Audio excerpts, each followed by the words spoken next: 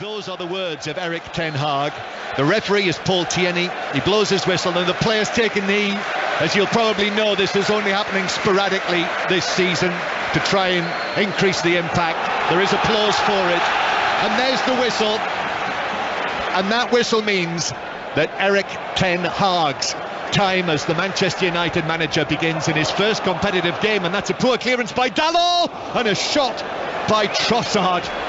Left side of the penalty area, flashes wide of the goal and into the outside netting, and that was almost a nightmare start. And just as Dalot received that ball, he thought he had more time than he did. He got closed down, and as that ball was blocked, I looked at the manager ten Hag. He didn't flinch. His hands were behind his back. He didn't flinch, even when the shot came in from McAllister, I think it was. Didn't move at all. So Manchester United with a goal kick that is taken out from the Stretford end. Red shirts with these curious white collars this season. White shorts and black socks, and Brighton in their home colours as well. The blue and white striped shirts, white shorts and white socks. And is it a false nine? It is. It is a false nine. I can see Eriksen just floating in and around the sort of centre halves at the moment, doing what he wants, going where he wants. Well, that is the most interesting development so far in the managerial career at Manchester United of Erik ten Hag. Cristiano Ronaldo, only a substitute, although not able to play really much of a part at all in pre-season. He's on the bench, and false nines, I think, possibly on the field. Eriksen maybe, and Bruno Fernandes. As the ball's played over the top, Fernandes is after this, but Dunk is able to deal with that. Actually plays it into Fernandes, and it bounces away through for a goal kick to the visitors, to Brighton and Hove Albion. Dion Dublin. Yeah, I think you're absolutely spot on. I think Eriksen might start in that false nine. Bruno will mix it up with him as well. On that occasion, it was Scott McTominay that was going through past Eriksen in that number 9 position. So as long as that position's filled, I think he'll be happy. Yeah, I can say now my intelligence on that came from the one and only Jan Molby. Yes. And Jan's never wrong. So it's a goal kick to Brighton. Manchester United with De Gea in goal. A back four of Dalot, Maguire, Lisandro Martinez, the Argentine international, signed from Ajax. Ajax's player of the season for Ten Hag last season. Luke Shaw at left back. He's had illness, but he's recovered from that. Then in midfield, McTominay and Fred, Sancho and Rashford in the wide positions, and Bruno Fernandes and the other debutant, Christian Eriksen, as the false number 9. And Brighton with Sanchez in goal, Veltman, Webster, Captain Dunk and March, Gross and Caicedo, McAllister, Lallana, Trossard and Danny Welbeck, the former Manchester United man, through the middle. Their line-up for this game. Manchester United 0, Brighton and Hove Albion 0. It's almost 10 years now since Manchester United last won the Premier League title. This is yet another new beginning for them, now under the management of this 52-year-old, shaven-headed, serious-faced Dutchman, Erik ten Hag, who is down there on the edge of the coaching area already sending signals out there as Manchester United play to Rashford on the left-hand side, cuts infield onto his right foot, plays a little ball across the edge of the penalty area, but Caicedo was able to cut that out. Sancho was the intended target. He was also a bit of a doubt for this game. Sancho, big season for him as well. Dion, 3 goals pre-season. When it doesn't matter, now it matters. Yeah, I'm hoping so. I'm hoping he gives us everything we expect of him, and Marcus Rashford as well. 2 very, very talented young men. Here is Trossard on the left-hand side. Always like watching Trossard. He's an important part of this Brighton team. And then they're all over that. Lallana playing it forward down the left-hand side. That's for the run of Solly March. And then down goes Harry Maguire. And that is a free kick conceded by Gross. So a free kick to Manchester United. Big season for Harry Maguire. Big season. I mean, you could run through the. Yes, it's a big season for a few. But I think particularly for Maguire, World Cup season.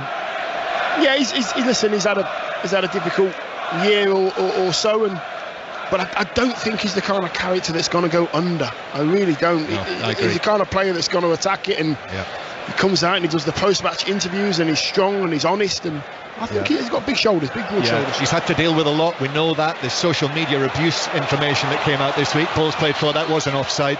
And we see the quick flag. They say we're going to see the quick flags if the assistants are certain they've been told to flag offside. That was offside. At last. That's all we want to see. Yeah. It's only a little bit of the old school back, and that's a good thing in my opinion. That'll do for me, one of the oldies. So if the assistant's certain, and that was a clear call, or alternatively if the ball goes wide, if it's through the middle, it still will be delayed, because there is the possibility, of course, of the ball ending up in the back of the net. Manchester United 0, Brighton 0. This is Five Live's Premier League Sunday. Play also underway, by the way, at Leicester Brentford, kicking off at 2 o'clock as well this afternoon. We've got commentary on that as well on Sports Extra right now, and then later we will have commentary on the 4:30 kick-off between West Ham and the defending champions Manchester City, so you will hear that in full as well. Bright sunshine here, beautiful afternoon, as Manchester United play up towards the halfway line, still in possession, and back it goes from Fred to the defensive debutant Lisandro Martinez, who certainly is not the tallest for a central defender. Here's Sancho now on the right hand side. Sancho up against Trossard, stabs it through into the penalty area. McTominay with a shot across goal, deflected, and then Fernandes 16 yards out, tried to ping it, as they say, but got underneath it and sent it by 3 or 4 yards over the top. And if you wanted to drop to anybody in there, it's Bruno Fernandes. What is he? I don't know. He's 14 yards out, 15 yards out. All he has to do is just side foot it into one of the corners. The keeper's committed already. And I'm looking at the replay now. I'm seeing 5 red shirts in there. Positivity from United. Scott McTominay's shot was blocked, sort of rolled towards the penalty spot area, and Bruno went with his laces, just trying to curl it in. Should have gone with a side foot, more precision, no power needed. Good movement though from McTominay. Great movement, yeah, absolutely. I said that he's gone beyond Eriksen a few times in that false 9 area, and you could get in there. He's got the energy. Manchester United 0, Brighton 0, and United with Fernandes on the left-hand side. Brighton, this attack is snuffed out, and now Harry Maguire takes up possession, and Harry Maguire starts from the edge of his own penalty area, takes the ball into the opposition half, gives it to the left-hand side. Luke Shaw's going to have a wander forward as well. Shaw looking to recapture his best form this season with the World Cup just a couple of months away. And then the ball is cleared into him and out of play by Veltman for a goal kick for Brighton. Yep, Luke Shaw, he's another one on the far side. Just seems strange, doesn't it, to be sitting here in August and saying the World Cup's just a matter of months away, which it is. So that will be plonked almost in the middle of this season. You will hear all of that with us live from Qatar when the Premier League takes its pause, as they're calling it, for 6 weeks in November and December. But here in the Premier League, 0-0, and the big news so far under Erik Ten Hag, Cristiano Ronaldo only a substitute, and he's playing with a false 9 in Christian Eriksen, making his debut, the Danish international, at the age of 30 after his season at Brentford. Here he is now in, when you think about it, with Christian Eriksen, if things work out for him here. Oh, as the ball's given away by Fred, Trossard left side of the box, tries to cross it, but a crucial sliding block for Manchester United from the man who gave it away. In fact, it was blocked by Fred, who gave the ball away, but then redeemed himself with that challenge on Trossard to block the effort. Yeah, you can't be stopping there. If you are going to play out from the back, you have to make sure that if that ball's going to be rolled into the midfield player, has one touch, and it's got to be a good touch as well. It was on Fred's wrong foot as well, so it was always going to be awkward, but he made up for it. Well, that's twice now. Yeah. Dalot. Lucky. Dalot and Fred. Lucky so far. That's Dion Dublin, England international, Premier League Golden Boot winner, Manchester United man. Or at least part of your career as a Manchester United man. Yes. Yeah. United with it. Here's Maguire in the centre circle, forward to Fred, then further forward through the middle to Rashford. Now on the left-hand side, Bruno Fernandes out towards that flank. Brighton are able to clear it away over there through Gross. United get it back though, and little passes. as United play from left to right in the first half towards the east stand. Dalot now just outside the box near the right corner.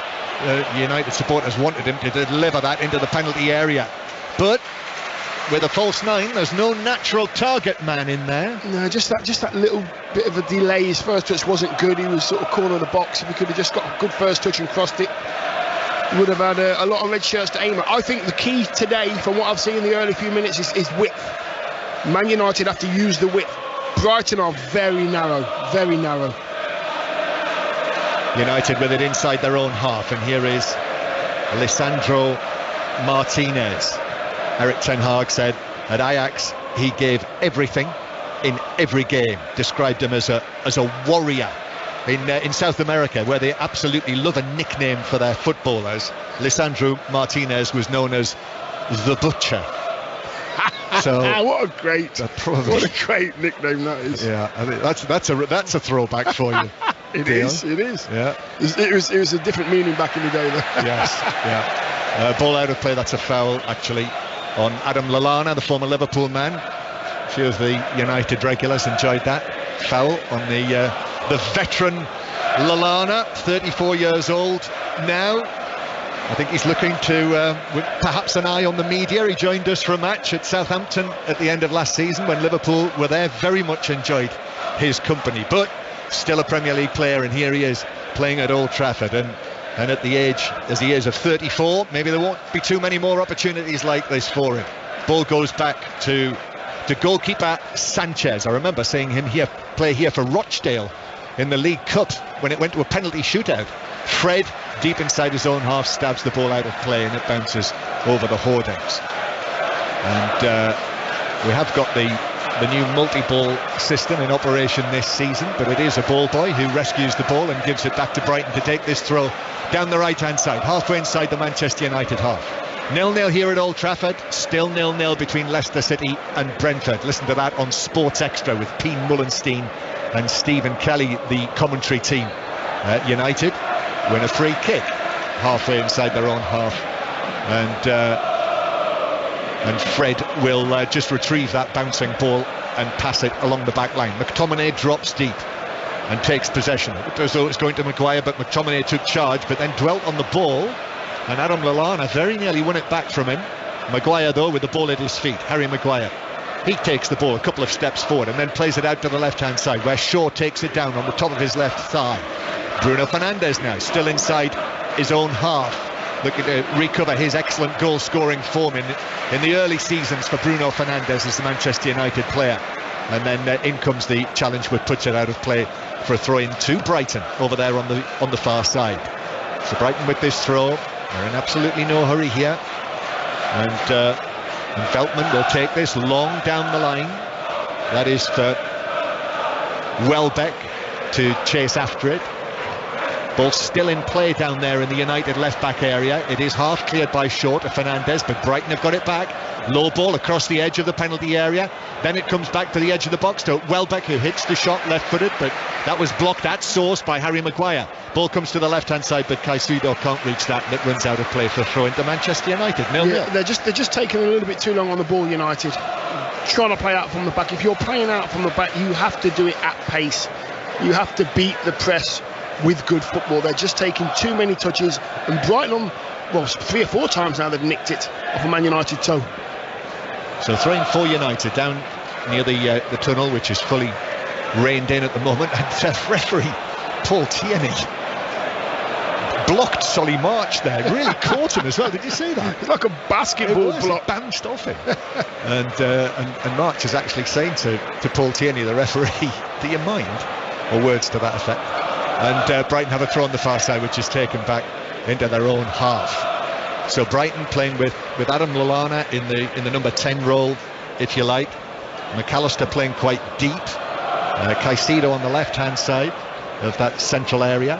Here is Lallana heading it forward through the middle towards Danny Welbeck, and then the ball is played through to Welbeck, right side of the penalty area. It was missed by Martinez. Welbeck struggled to keep his feet actually for a moment in there, just stumbled or slipped at the crucial moment, and United were able to clear, but very nearly a costly slip this time by the debutant Martinez. Yeah, lucky as well, United again. Lovely run from Danny Welbeck just off the inside of the debutant, and there was 3 or 4 blue and white shirts flying in there. Good job he lost his feet.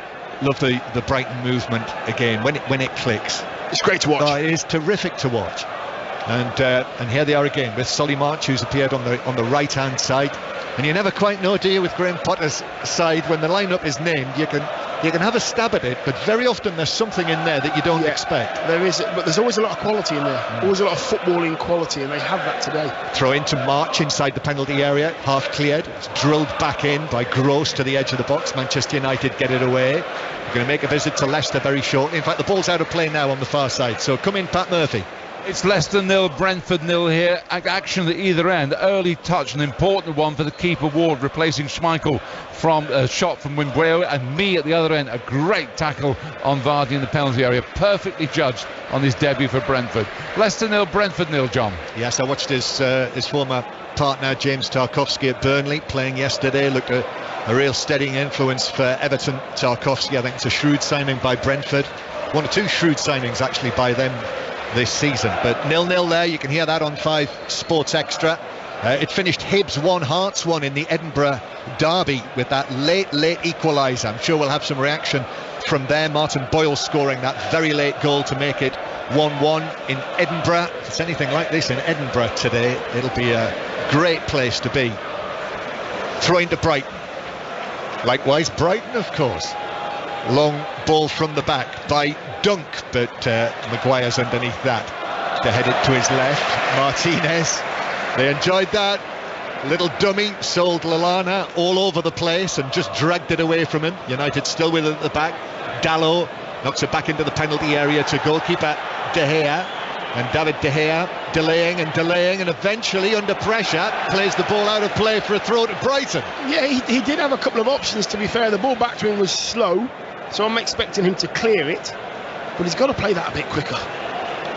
Brighton playing the ball into the box, looking for Welbeck, but Maguire comes across, heads it away. It's nodded back in there. Lallana takes it down, lovely chest and volley into the box. March then knocks it back out towards the right hand side. Still Brighton putting the pressure on. March can't reach that ball that was played through to him. It was overhit by Gross and runs through for a goal kick to Manchester United. 0-0. 17 minutes played of the Erik Ten Hag era, Dion. Yeah, and it's okay. Haven't seen major changes as yet, apart from the false 9 situation. There's definitely more energy in the side. They are looking a little bit more comfortable at the back. Can't take too many chances because Brighton will not step off the gas when they're squeezing, so a little bit more care for Manchester United. Yes, I call it an era. I suppose from a Manchester United point of view, that is the hope. A number of his predecessors haven't really been in charge long enough to call it an era. Here is Trossard on the left-hand side. Now Caicedo stabs it forward, but that's blocked by Manchester United. McTominay will bring it forward, but then he stumbles over, and Brighton have got it back.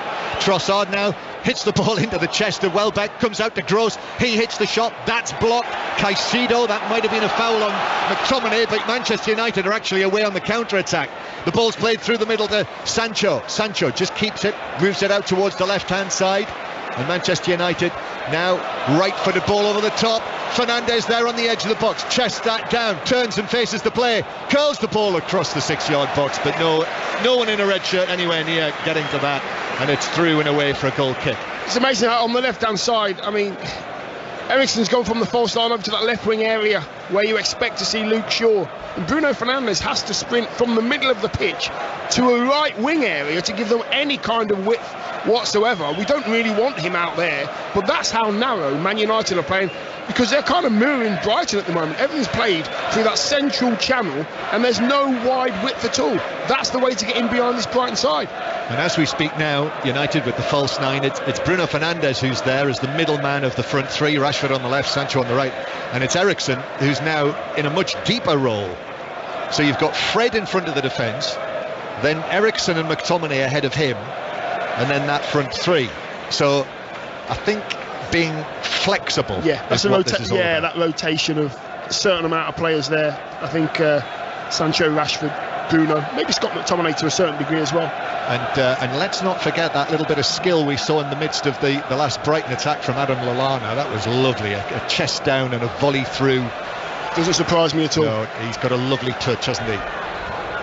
Manchester United 0, Brighton 0. Here's Caicedo on the left-hand side. Caicedo right-footed ball in, well back with a header, but Shaw did enough actually. Just came across as he was looking to head that and headed it well beyond the far post. But he puts up an arm of acknowledgement out to Caicedo for the ball in. So Manchester United 0, Brighton and Hove Albion 0 here in the sunshine in the northwest of England. In the East Midlands, Pat Murphy, what's happening? It's 0-0 Leicester Brentford, John. Two good chances at either end. First of all, Ivan Toney should have done better. He lost his marker.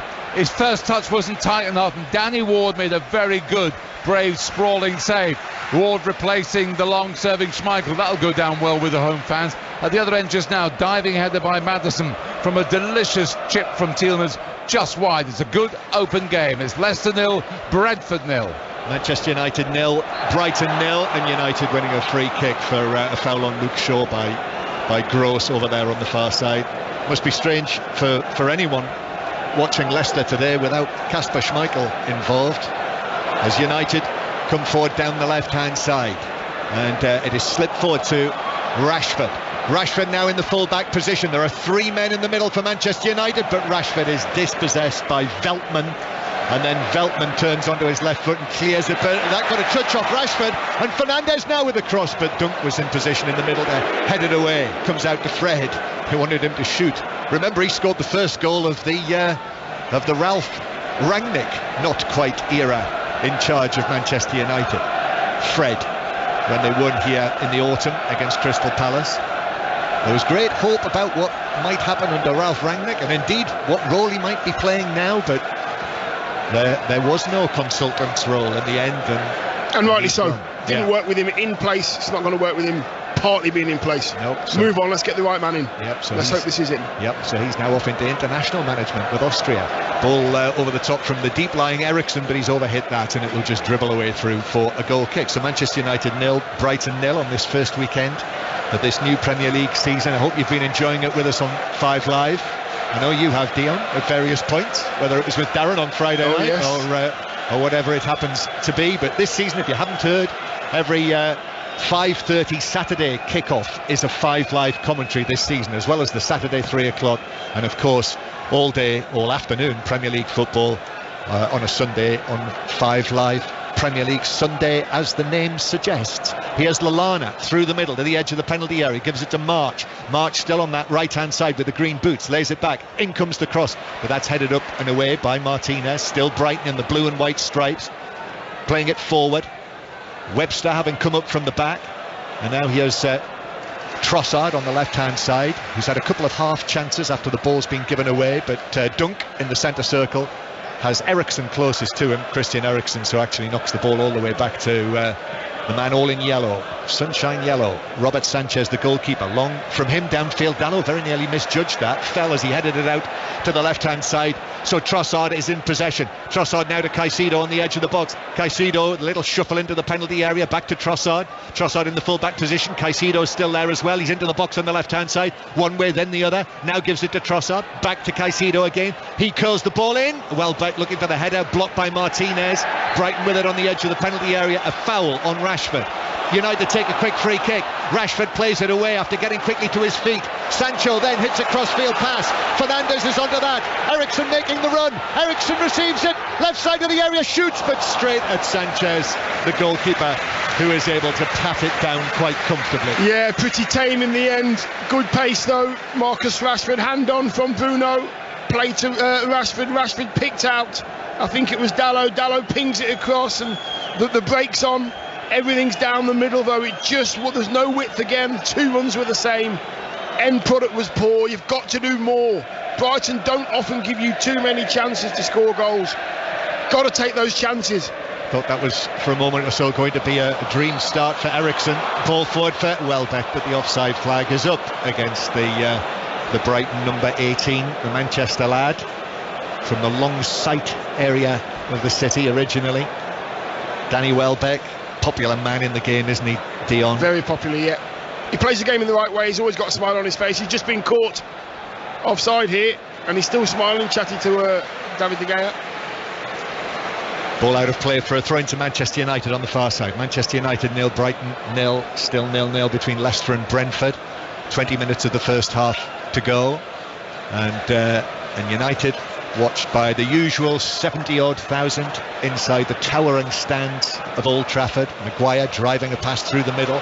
Sancho lays it off to his left to McTominay, 25 yards out, but ran into congestion there and actually collided with Caicedo, who's taken a right whack on the left shin, and he is writhing around. I think that's, and it's a yellow card as well for McTominay for that.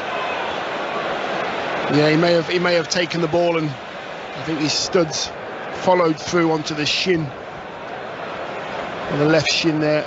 Yeah, Caicedo. Yeah, it was Caicedo. Yeah, he's moving about. He's okay. I think there's a massive indication here. If somebody's really hurt, they very rarely move. If you've got a bit of a nick or a bit of a kick or something, and I don't think it's got to be too serious. Probably painful, but if you really hurt yourself, you can't roll around 5-6 times. Well, we've got the stoppage. Manchester United 0, Brighton 0. There are 3 Super League games being played this afternoon, and Dave Woods is watching the leaders. St Helens, who are leading 20 points to 0 against Castleford. They just scored their 3rd try of the game. Lomax with a grubber kick through. Joe Batchelor chased it, touchdown. Video referee gave it. Makinson has kicked the goal, and Saints muscling their way to being 4 points clear at the top. 20 points to 0. They lead Cass. Stacks of Commonwealth Games action today. Big finals being played all over the place. You can hear coverage later on Sports Extra. It's on BBC TV. Betty Glover's in the netball hall. Betty? I am indeed, yeah. England going for bronze against New Zealand. They're chasing New Zealand down here with some quick goals in a row, but they are trailing 31-36 with just over 6 minutes left of the 3rd quarter. And Ian Carter's watching the final round of the Women's Open at Muirfield as well. We'll have news on that later. That would be absolutely gorgeous today at Muirfield. Have you ever been down to Never been, no. It's amazing.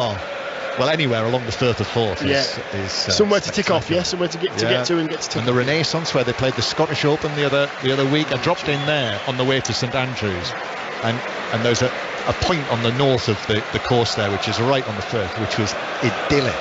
The weather was beautiful that day. I've got a long way, John, to catch up with you when it comes to sporting venues. Well, you say that. I've not met Michael Jordan yet. So it is still 0-0. Caicedo, we've not had any further play, incidentally. Caicedo's been receiving treatment. I think it was just one of them, wasn't it? Yeah, I think it was the follow-through. I think Scott took the ball, but the follow-through was maybe studs on the shin, maybe. They can be painful, can be surprising, but he's up on his feet now. He's on the halfway line, and the 4th official is just holding him back until ball's in play again. Quite like what I've seen of him so far. Made his debut at the start of last season, the Ecuador international, just 20 years old. He's back on the field now. Brighton coming forward, Trossard on the left hand side. Trossard challenged by Sancho, who's back there, and he gives it back, Trossard, to Webster, who's right up there joining in the attack, the central defender. And then Caicedo back to Trossard again. Trossard down the left hand side, cuts it back onto his right foot, then he's back onto his left, and he crosses it towards the back post. It's pulled down by Welbeck away on the edge of the penalty area, and then the shot is hit by McAllister, which was deflected. It was a Manchester United man right in front of him, high and up and over. Yeah, listen, good football as well, and I think what Danny Welbeck must have told his centre halves, just find me. I'm quicker than Maguire, I'm quicker than Martinez, find me. And every single time the centre halves get it at Brighton, he's on his bike over the top, straight ball, straight run. Corner, first of the match actually, for either side, and March and Gross have gone over there to take it, where the Stretford end meets the Sir Alex Ferguson stand, and I think it's going to be Gross. March is there, could be March runs over it, so it is Gross who takes it. It's the outswing, a dunk with the header, but underneath it, and it just looped away off his forehead, up and high and wide, and dropped behind the goal in front of the Stretford end. So it is still 0-0. So what have we had so far? Fernandes with that chance for Manchester United that he shot over. The Eriksson opportunity after that flowing move forward, and those early chances that Trossard had after Manchester United gave the ball away. United with it. Here is Eriksson, and then he leaves it to be taken on by McTominay, but McTominay is dispossessed, and then it's chested down by Caicedo. Trossard on the left hand side, the Brighton number 11, the Belgian international, plays it through to Welbeck inside the box. Welbeck's to the back post, it's there. Brighton have scored. Gross arrived to tap it in inside the 6-yard box. And that is not part of the Erik Ten Hag story, is it? On his first day in the Premier League, it's Manchester United 0, Brighton 1, and United carved open. Yeah, the man Caicedo there, he has just come back onto the pitch, and he's kind of taken charge of that situation there. He's bounced off a few Man United players there, fed it through to Welbeck, who made another great run just down the left-hand side of Brighton side, and he just fed it across the box, and there was a choice of players that could have put that in the back of the net. And I do believe that Brighton, on what I've seen so far, have looked the more likely to score. Well, if Brighton score against Manchester United, Pascal Gross is your man. He was on target in the 4-0 in May. Believe it or not, that's his 5th goal against Manchester United in the Premier League. You know what? It's great work. Caicedo first, then I think it was Trossard down the left-hand side. Just looking at the screens here, looking at Ronaldo. Screens, the ball goes in the back of the net, and Ronaldo's saying as if to say, come on lads, pick it up, which is what they have to do. Brighton have started well. They have. Now they've started very well, the new Premier League season. And Gross, he was so cool, wasn't it, when he tapped it in? Yeah, they're the ones that can really, slip you up. But he just passed it into the net from round about the edge of the 6-yard box. So this is Brighton and Hove Albion, who, remember, have never won at Old Trafford against Manchester United, leading by 1-0. McTominay, United trying to do something about this, but the ball bounces out of play and it's a throw-in, and the Brighton fans to our right are jubilant. They could have been on the beach down there today at Stony Beach, but no, they've eschewed the attractions of Brighton and the seafront there, and they're here at Old Trafford, and they might see a day that no Brighton fan has ever seen before.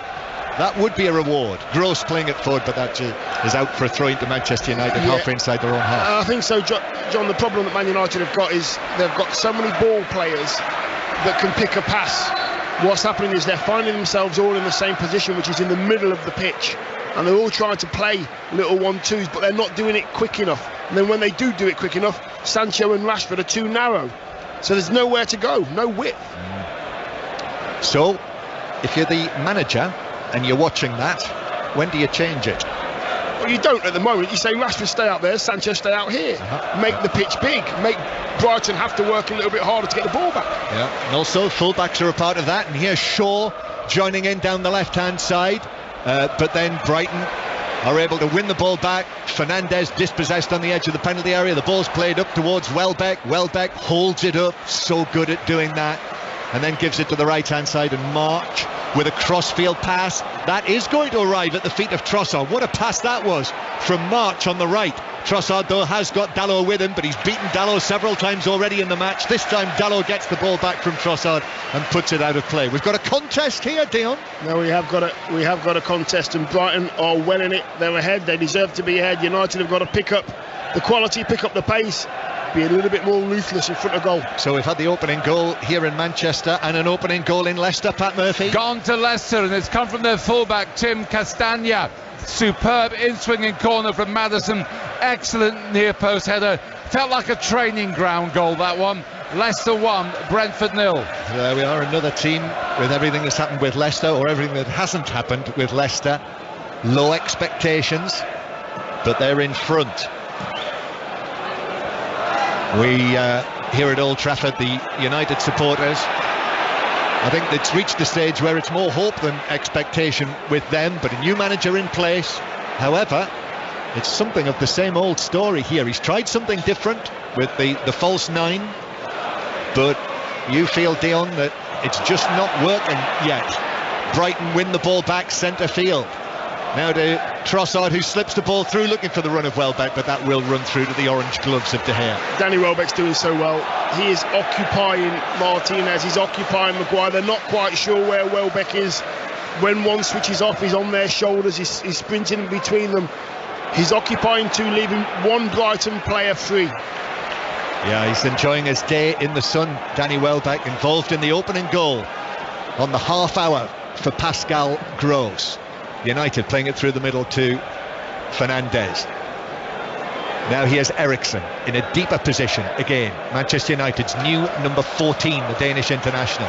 Ball out towards the left-hand side for Rashford. Comes back in field to Eriksen. Eriksen back to Rashford in the yellow boots. Then knocks it centrally to Fred. 25 yards out, left-footed shot, but well wide of the mark. It's the Brighton fans who are cheering that as it disappears into the United fans in the lower tier of the East Stand. Yeah, that's not Fred's forte, I'm afraid. 25-yarders. I've not seen any of those hit the top bins at all. More patience from United. It's just a bit slow when they do have the ball in the middle of the park. There's 4 and 5 passes. By that time, Brighton have gotten themselves into really good defensive positions and no movement again. Just a little bit sharp, a little bit sluggish United at the moment. Yeah, but Brighton have impressed. And it is always the case. A day like this, the focus is so much on one team because of what's happening at Manchester United. A new manager. Yeah, I'm sure that wasn't the case within United. They'll have given Brighton due care and attention, particularly the way Brighton finished last season. There was no let-up from them. We're in good form at the end of the campaign, not least with that 4-0 win over Manchester United. Their most handsome victory they've ever had in the top flight of English football.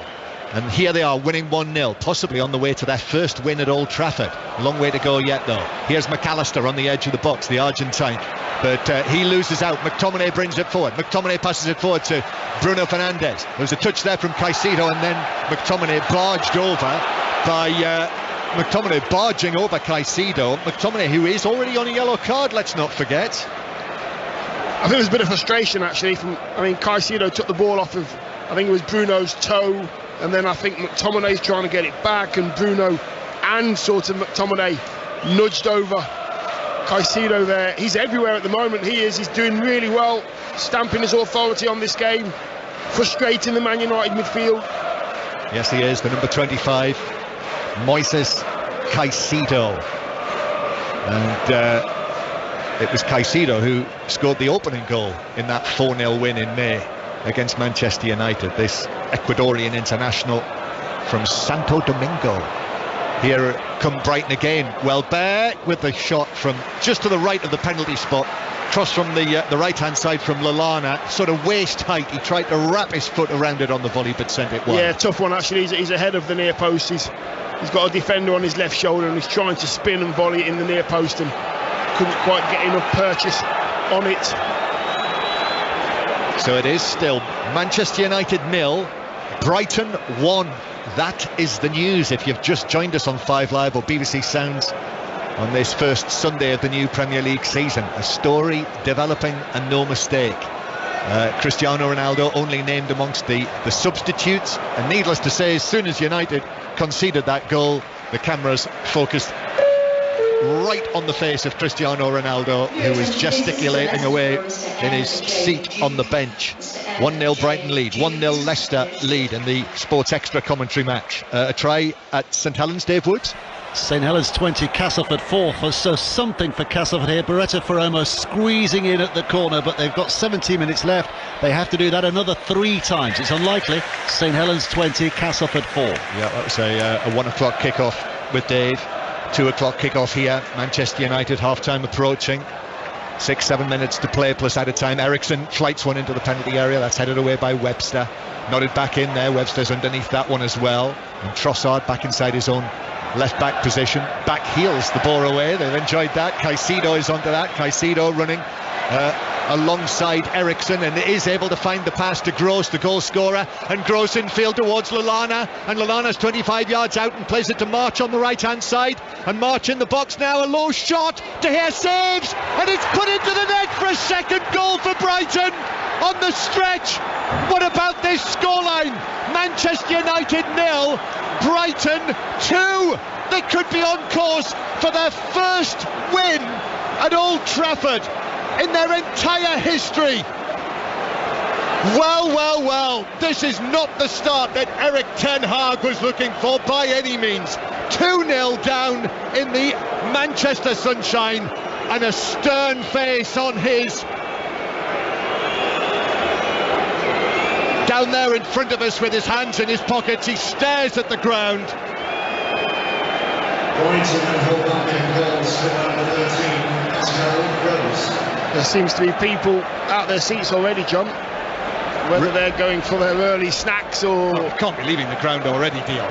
Well, when that goal went in, there was an element of these exits being filled up. I can see people still leaving now all over the stadium, whether they're leaving to get in the queue for their bovril and their pie, or they are absolutely disgusted at what they've seen. Brighton have executed what they came to do, which is to squeeze United, make them make mistakes, put them under pressure, force them to play down the middle of the pitch, and it's fell right into Graham Potter's hands.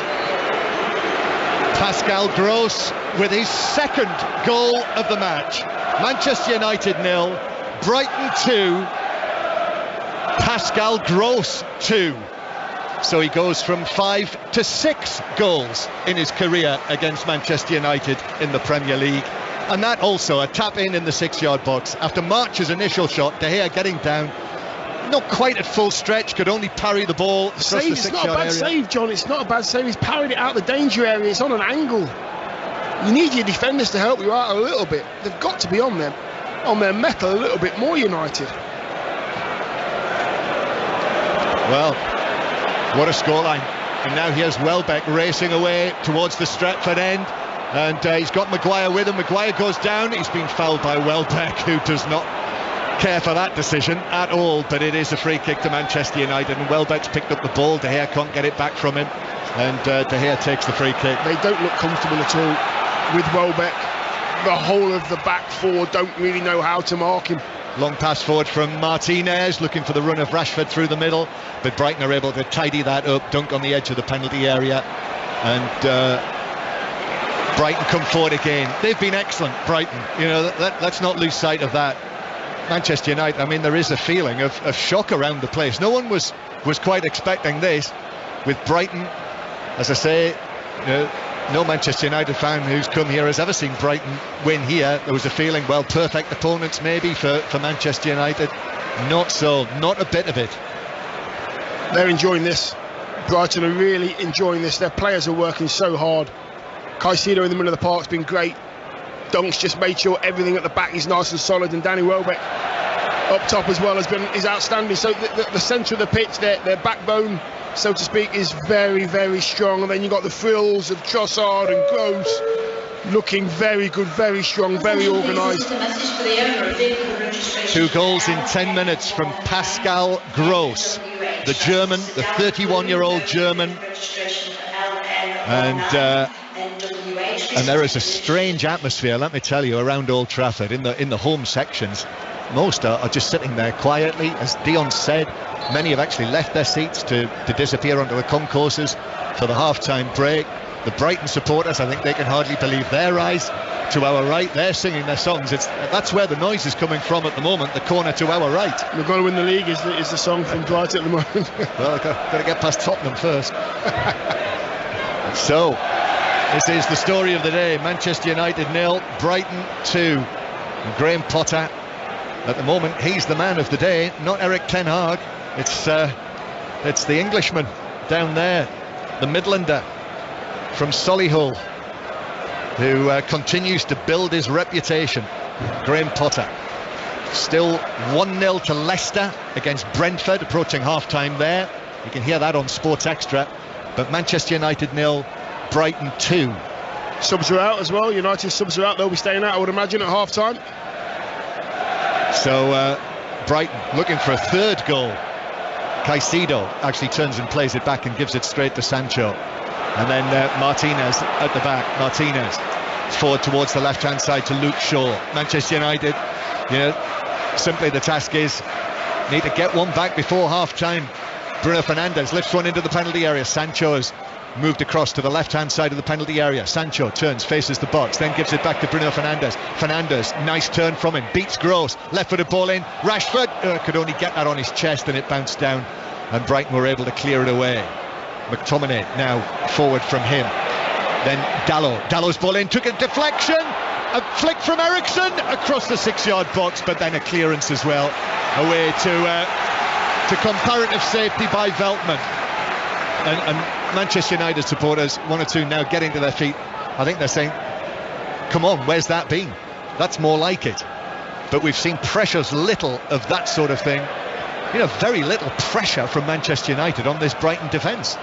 Here they come again into the penalty area. Shaw's up there. Shaw turns and shoots from the angle, but that was straight at Sanchez, and the goalkeeper was able to make a comfortable save. So 2-0 to Brighton. Just watching Ronaldo. He's looking at the bench and he's kind of rolling his arms as if to say, shall I start running? You've got to make a change. What's going on? So he's pulling his hamstrings and his thighs, and he's having a bit of a jog. Wouldn't surprise me if he stays out, or the subs stay out, I would imagine, for half-time. Yeah, so half-time approaching. We're in the 45th minute. Cristiano Ronaldo sent to warm up, with Donny van de Beek, incidentally, is also down there with him. 2 minutes of added time. And, the fact he's been sent up to warm up before half-time, that indicates that we're likely to see him at the start of the second half, Dion. Yeah, maybe he's going through a proper warm-up as well, a few sprints and a few high knees and stuff. The false nine hasn't worked in the first half. I just think they don't know quite who should really be there. Most of the time there's somebody there and there's nobody there. You've got to fill the spaces. Manchester United 0, Brighton 2. Both goals from Pascal Gross.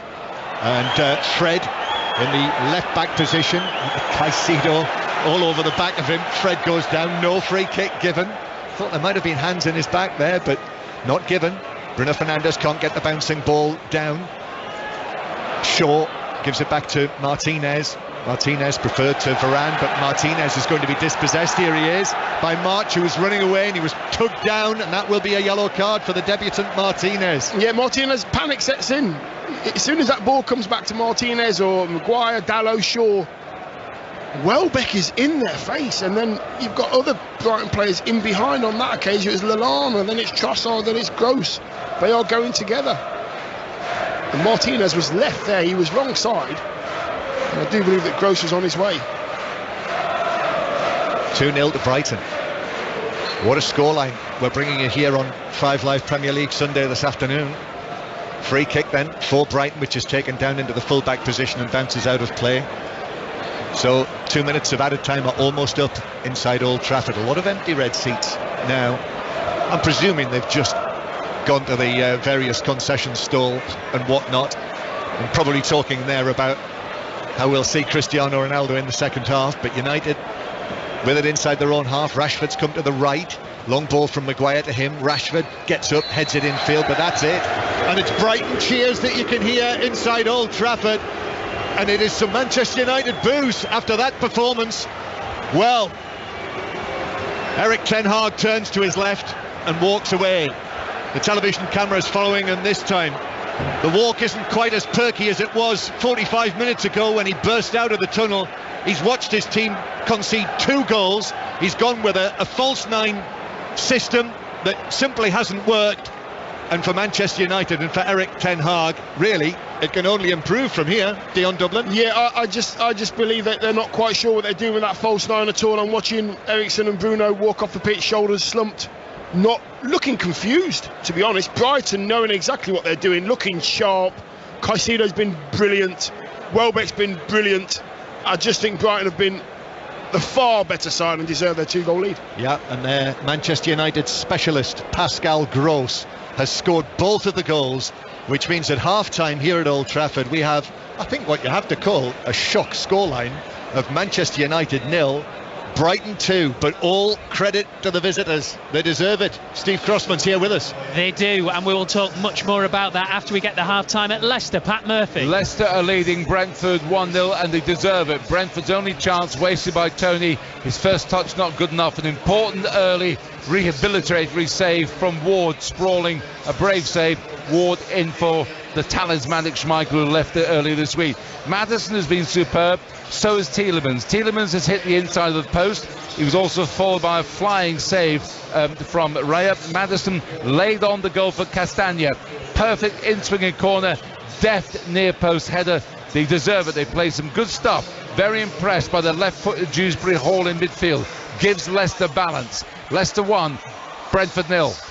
England manager Gareth Southgate's just been posing for a couple of photographs in the director's box away to our left-hand side. He's disappeared down the tunnel. Erik ten Hag bounced out of the players' tunnel at the start of the game, but he has stormed back into it, and that is because of an outstanding performance from this Brighton side.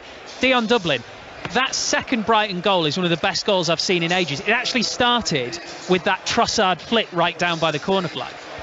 Doesn't surprise me, Steve, that they've come here knowing, and I did say before the game, maybe they think they've got Man United's number. They have in that first 45. I just feel that they've been set up good. The application of the players is what I love. The application, how they squeeze together, they defend together, they work so hard. They're playing some really good football, and what's happening is they're stretching Man United. They're making Man United do what Man United should be doing to Brighton on their home patch, making the pitch big. Danny Welbeck's putting the fear of God in the two centre halves, and the fullbacks don't know what to do, whether to go or to stay. Brighton have got it spot on. Man United have got so much work to do. I'm just looking at some of the messages we've had. 85058 at 5 Live Sport. If you're a Brighton fan and want to show off, we want to hear from you. Equally, if you're a Man United fan, you can vent to us, no problem. And there's a lot of them. Paul, what is going on? They don't look any different. Pat, new season, same old United. Joe, Ten Hag looks out of his depth. I mean, look, it's 45 minutes, Dion. And I suppose that there is a reason why this Manchester United at the minute might not look transformed, because apart from a couple of names, it is the same Manchester United. Well, it is, but we've got a different manager. The manager's obviously trying to put his own philosophy on this team, trying to make them play a different way, trying to apply a different attitude. It hasn't shown in the first 45 minutes. We can only judge United on what we see on the pitch. That is it. The manager's had 45 minutes. Leave him alone for now. If he keeps getting it wrong, then you can get on his back. It's 45 minutes, leave him alone. Let's see how he reacts at half-time. And let's see how the players come out as well. And I've said it many, many times. Is it only the manager? Have all the other managers been wrong? Sometimes the players have got to hold their hand up and say, listen, I've had a stinker over the last 2 or 3 years. I think I've got to pull my socks up. We wouldn't normally do transfer news at half-time, but Manchester United are clearly in need of players. The new manager wants some in. The Athletic, Laurie Whitwell and James Horncastle, two very, very reliable journalists at The Athletic, reporting that Manchester United have made a bid for a striker, Dion. I don't think you would guess it, if I'm completely honest. We were mentioning earlier that Ralf Rangnick has gone off to manage Austria. It is an Austrian striker, Marko Arnautovic. Thoughts? Really? Yeah. Wow. Well, That would take the cat among the pigeons. yeah.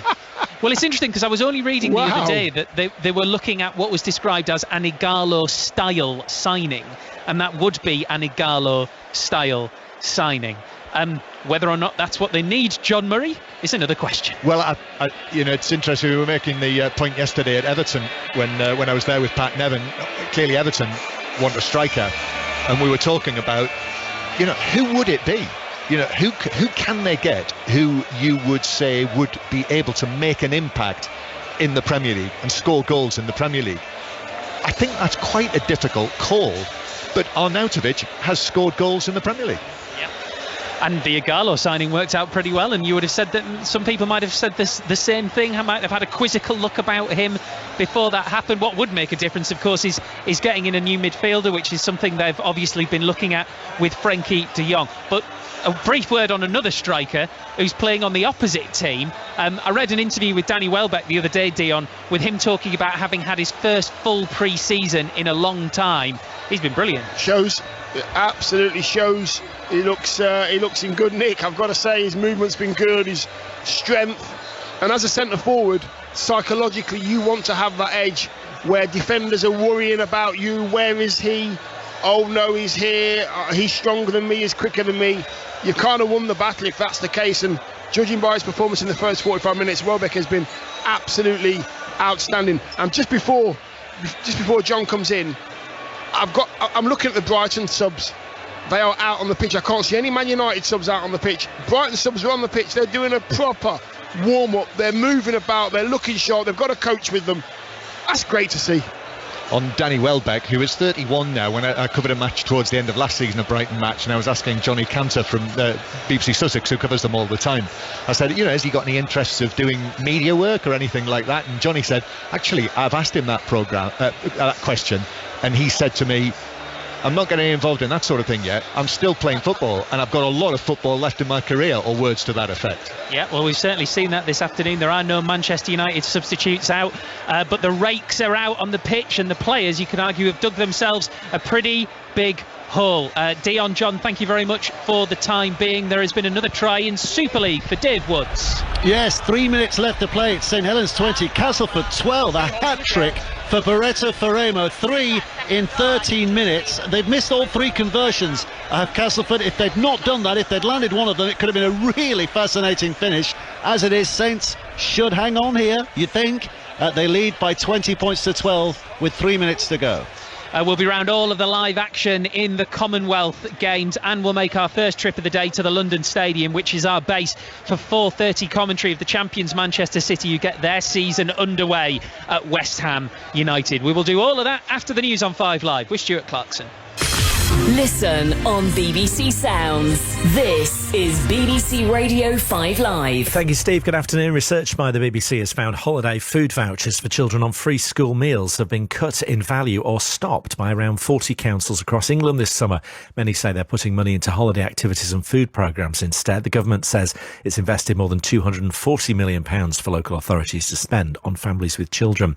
The former Conservative leadership contender Penny Mordaunt says people misinterpreted Liz Truss's comments about not giving handouts to people struggling with energy bills. The Foreign Secretary says she'll focus on tax cuts instead if she becomes the next Prime Minister. Meanwhile, the former Labour PM Gordon Brown has called on Boris Johnson and his 2 potential successors to come up with an emergency budget this week to deal with the cost of living crisis. He's warning of a financial time bomb for families when energy prices rise again in October. And detectives investigating the disappearance of a student nurse, Awami Davis, in South London have arrested a 5th man. The 33-year-old is being questioned on suspicion of kidnap. 4 others who were being held have now been released on bail. This is 5 Live Sport with Steve Crossman. Well, what a first half we've had here at Old Trafford. Manchester United 0, Brighton 2 at the break. Great day so far for Brighton boss Graham Potter, the man from the Midlands, and we're going to take you to Birmingham right now. The Commonwealth Games. England have lost their netball bronze medal match to New Zealand. Betty Glover. Yeah, it's bronze for New Zealand and heartbreak for England, Steve. At full-time, New Zealand 55, England 48. Despite England cutting the Silver Ferns lead down to just 4 at one point, England spent majority of the game chasing New Zealand after they took a very slender lead after the first quarter. Quite a similar story to yesterday's semi-final, actually, and it seemed England just lost their heads and didn't have the answers. A disappointing game for the Roses, who came into this as defending champions. Later, Jamaica hoping to make history by winning gold for the first time against Australia. Let's go to the NEC. Busy day of boxing finals for Jonathan Overend. It's fabulous entertainment for the ticket holders here in Birmingham today. We're into the afternoon session and yet another final with home nation's interest in the gold medal fight. This is Dylan Eagleson, the 19-year-old from Northern Ireland, who has impressed us throughout the tournament, and he's taken Abraham Mensah from Ghana all the way into the final seconds. There's only about 10 seconds remaining in the third round, although having said that, the referee has just stopped it because some adjustments are required in the Ghanaian corner, but Eagleson has impressed so much that he's fought his way back into this final by winning the second round on all 5 judges' scorecards. He dropped the first round, so the comeback is on. Now can he finish with a flourish and secure the gold medal? They're both swinging wildly. Mensah is charging around the ring like a bull, but Eagleson thinks he's done enough as the bell goes. Another quite superb gold medal fight here at the NEC in Birmingham. And has Dylan Eagleson done enough to win Northern Ireland's first gold medal in the boxing ring? Wales have won one gold through Rosie Eccles already today. Scotland have won 2 through Sam Hickey and Sean Lazzarini. There have been silver medals for Taylor Bevan for Wales, Carly McNall for Northern Ireland, and for Demi Jade Resden and Kieran MacDonald of England. But that was most definitely one of the fights of the week. And as we await the decision, which will come in the next few seconds, we wonder whether the Northern Ireland man has just done enough. As I say, he dropped that first round, but he came back superbly in the second, and now we'll hope that his final flourish has done enough to sway the judges. Eagleson is in red. Will he get the decision? Gold medalist. In the red! Northern Ireland's first gold medal of the Commonwealth Games in Birmingham in the boxing ring is won by Dylan Eagleson, a name for the future, most definitely. He is the gold medal winner in the men's bantamweight division. Steve. The tension that you get when the decision is being made, it is just like the noise that you get here at Old Trafford, the quiet that we've had from Manchester United fans during this first half. Elsewhere, England took gold in the men's 4x100 relay, silver for the women. Matt Hudson-Smith and Victoria Hurrigu took silvers in their respective 400-metre finals. England's women were thrashed by New Zealand in the bronze medal cricket match. The favourites, Australia, face India for the gold medal at 5. You can hear commentary of that on 5 Sports Extra. And in Super League, it's finished St Helens 20, Castleford 12. Let's check in at the Women's Open in the final round. Ian Carter. Yes, still waiting for the leaders to go out, but plenty of British interest on the course, and Charlie Hull off to an awful start. Bogey, double bogey, so she's tumbled back to level par. It's been a decent day for Louise Duncan, 1 under par for the 15 holes she's played. She's in the group at level par.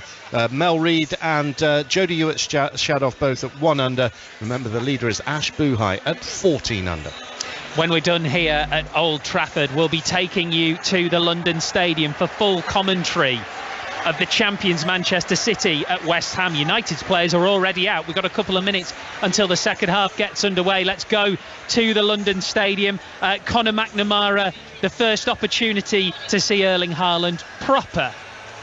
Yes, good afternoon, Steve. Happy new season to you. Yeah, that cameo in the Community Shield wasn't quite all fireworks and bluster, was it, from the new Norwegian striker? I think Manchester City fans are hoping that it'll fall into his lap a little bit more. There was times when Kevin De Bruyne tried to play through passes that were intercepted. Haaland did appear to be making good runs. He just didn't quite get onto it. But this hasn't been an easy place for visiting teams to come over the past 2 seasons. David Moyes has turned what was a vacuous, echoey stadium. People wondering, was it really suited for football? Last season it was. I did a lot of West Ham games here towards the end of the campaign. They got all the way to the semi-final of the Europa League, and the atmosphere was never in doubt. I think West Ham fans will want to pick up now where that left off, and having finished in the top 7 in the last 2 seasons in a row, they can hold their head high, and starting today, very difficult first assignment for West Ham against the reigning champions. They would love to get off to a good start here. Yeah, we've just seen Erik ten Hag come out of the tunnel trying to get the Manchester United fans on their feet. Should say as well, Connor, West Ham have got a new striker that we might see for the first time today. Yes, it'll be interesting to see when the teams are announced. We'll get them in the next half an hour or so. But Gianluca Scamacca has been brought in, £35 million from Sassuolo. Only Immobile was the only Italian who scored more goals than him in Serie A last season. He's the man that David Moyes wanted. They've splashed the cash on him. Match fitness apparently is the issue as to whether he will start. West Ham have also brought in Naif Aguerd, the Moroccan defender from Rennes. He definitely won't be involved here. Do you know, I don't think, Steve, it's a major problem for David Moyes if these new guys don't play. And I'll tell you what, I think that solid starting 11 that he had last season were so well versed together, played so well together. He hasn't lost any big names. What they were last season was tired, and I think a summer refresh, I think he'll be happy to play those players that he had last season again, but have them fresh today. We are underway in the second half here at Old Trafford. John Murray. No changes at half-time. No Cristiano Ronaldo yet. Manchester United 0, Brighton 2. If you've just switched on, that's the scoreline here that'll be creating ripples all around the world. Pascal Gross scoring both goals for Brighton. And another goal in Leicester, Pat Murphy. To Leicester City, they lead 2-0. I mentioned at half-time, John, what an impressive game Kiernan Dewsbury Hall was playing. Naturally left-footed. Well, this one, screamer, 30 yards, bang, great goal from Dewsbury Hall.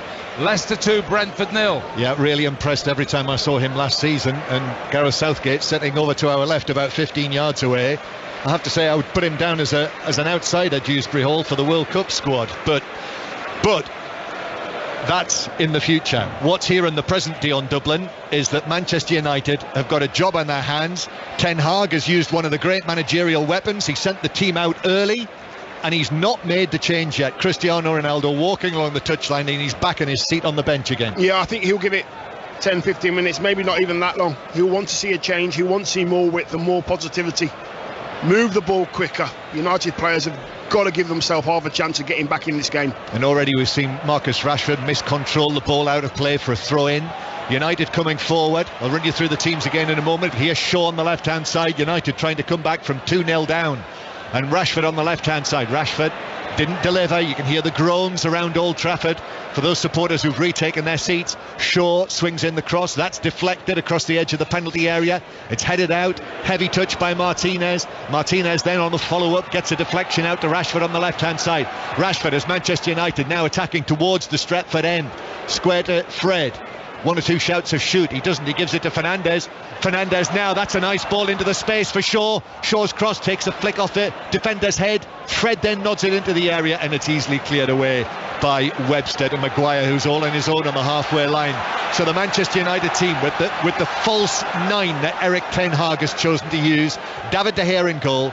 Dalot, Maguire, Martinez and Shaw at the back. McTominay and Fred, and Bruno Fernandes centrally, then Sancho, Rashford in the wide positions, and mainly Christian Eriksen as the false nine, although it has switched between Eriksen and Fernandes. Brighton, I'll run you through their team unchanged at half-time as well. Lallana bringing the ball forward. Here is the impressive Welbeck. Welbeck tried to give it back to Lallana. It was just blocked, but Welbeck's in there again, and Welbeck's now under the loose ball on the left-hand side, onto his right foot, just inside the penalty area. Works it back to Caicedo. Caicedo to Trossard. Trossard's cross. Welbeck's header just wide of the top of the near post. Goal kick. You know what? I don't know what it is, but United look so leggy. They look heavy legged. They can't get to the ball. They're not squeezing quickly. There's lots and lots of numbers in front. I'm not sure who crossed that ball. I think it might have been Trossard again, but it was just lots of numbers in front of him, but they couldn't get anywhere near him. Welbeck free header near post. Manchester United 0, Brighton 2. You know, I'm absolutely certain United fans, wherever they are, will be saying, why not Cristiano Ronaldo? The thing that Ten Hag knows that we don't know is, you know, what is his physical state at the moment, and what do they feel that it is not risky to use him for in this match? You know, you have to consider that, don't you? Fernandes playing it forward towards Eriksen now. Eriksen finds a bit of space. Eriksen with a cross to the back post, and the stretch from Rashford. He couldn't get contact on that. But there's a little glimpse there, a little cameo from Eriksen, Christian Eriksen, showing what he is capable of. But that's why he cannot play in the 9. That's why I did say before the game, you don't want him playing with his back to goal. He needs to be able to see everything. He'll pick a pass. That's what he's brought into the football club for, his vision, his culture. He's not a false 9. So 2-0 to the visitors here, 2-0 to Leicester City. That match is on Sports Extra on your digital radio via BBC Sounds. 6:06 will follow. Manchester United fans will be lighting up the lines to Robbie Savage and Chris Sutton later, so you can talk about the day's action there, read all about it on the BBC Sport website and app as usual, and then watch it on Match of the Day tonight, Match of the Day 2. Ball played forward down the right-hand side for Dalot. He's onto this. Dalot crosses it deep to the back post. Rashford takes it down on his right foot. Packed penalty area. Rashford shoot. Blocked by a defender. Fernandes now deflected across the penalty area. Webster heads away. Lallana's in there. Shouts for handball. It bounced up. Lallana jumping for it. Got a foot to it. Whether it bounced up and hit his hand or not, I'm not sure. VAR obviously will be taking a look at that. McTominay looked towards referee Tierney. United come again. Shaw on the left hand side. Shaw chips it across. It's headed out to Fernandes, who took it down. A packed penalty area still for Brighton, and then Fernandes ball into the box is easily headed back by Webster to his goalkeeper Sanchez Dion Dublin. The thing is about United, that they can get into these areas where they can cross the ball, but when they look up, there's nobody really in that box. If they do lift it, who's going to go and make their presence felt apart from Scott McTominay in the air? Not many others, so it's going to have to be the perfect goal. Ronaldo is being prepared now. 5 minutes played in the second half. That's the ripple of applause that you could hear. In the Super League, we've already heard about St Helens' victory. Leeds 6, Salford 0, Wakefield 0, Catalan 4 are the latest scores. Solly March playing on the right-hand side for Brighton. Passes it forward to Trossard, who's made a run out towards the right flank. Martinez was able to put it out of play. off the Brighton man for a throw-in to the home side, to Manchester United, making the most unpromising of starts under their new Dutch coach. So as I say, Ronaldo is getting himself ready down there on the touchline. He'll be onto the field shortly. United sweeping forward down the right. Ball played in to the edge of the box, but misplaced pass for Manchester United by Sancho. Groans again from the home supporters. And Brighton trying to work it forward to the halfway line. It's been won back. McTominay in there drags the ball back from his opponent. Then Eriksen just outside the box, square to Rashford. Rashford now left side of the area, shoots, but it flicks the outside of the netting on the way wide. It might well actually have taken a flick off the defender, but it's given as a goal kick. And there was a bit of a dust up on the halfway line off the ball there. Harry Maguire was involved, I think. Tangle of legs. Trossard. It was tangle of legs, yeah. Yellow for Maguire, yellow for Trossard. Just a tangle of legs, and after the ball had gone a couple of seconds, they were still tangled and they wanted to push each other off. And there's the cheers. This is what they wanted to see. You know what that means. Cristiano Ronaldo is about to make his appearance.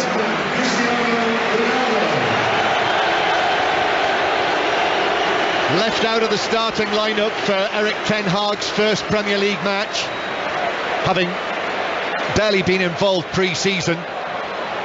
But the famous number 7, Cristiano Ronaldo, at 37 years old, starts yet another season of league football. And will it be Cristiano Ronaldo to the rescue for the new manager? Well, Brighton will have a focal point that they have to concentrate on now. Duncan Webster will have to mark somebody, which will be a different mindset to them towards the game. And Fred, the player, off, so the defensive-minded Fred is off. Ronaldo is on. United coming forward, ball in from the right-hand side. Brighton 2-0 up here, but a long way to go in this match. Brighton have got a lot of defending to do.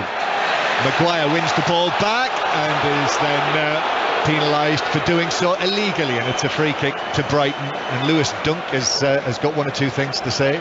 The Brighton lineup, by the way: Sanchez in goal, Veltman, Dunk and Webster, the 3 central defenders. Then McAllister and Caicedo in the deeper lying midfield positions. March on the right, Trossard on the left, Gross and Lallana in the middle, and Welbeck, here he is. Welbeck inside the penalty area. Martinez puts the challenge in on him. Well, it did look as though there was contact there. Welbeck went down, not enough, says Paul Tierney, to consider that to be a penalty. And I suspect that, the decision there was that clear and obvious. VAR will be having a look. I am very surprised. Yeah, he says play on. They're happy to go with the referee's decision. Fair enough. I'm looking at the replay question here. That could have been a penalty on any other day quite easily. Interesting, but not given. So Brighton still lead 2-0. But depending on what happens, Graham Potter might mention that at the end of the game. Ronaldo now into the action for the first time.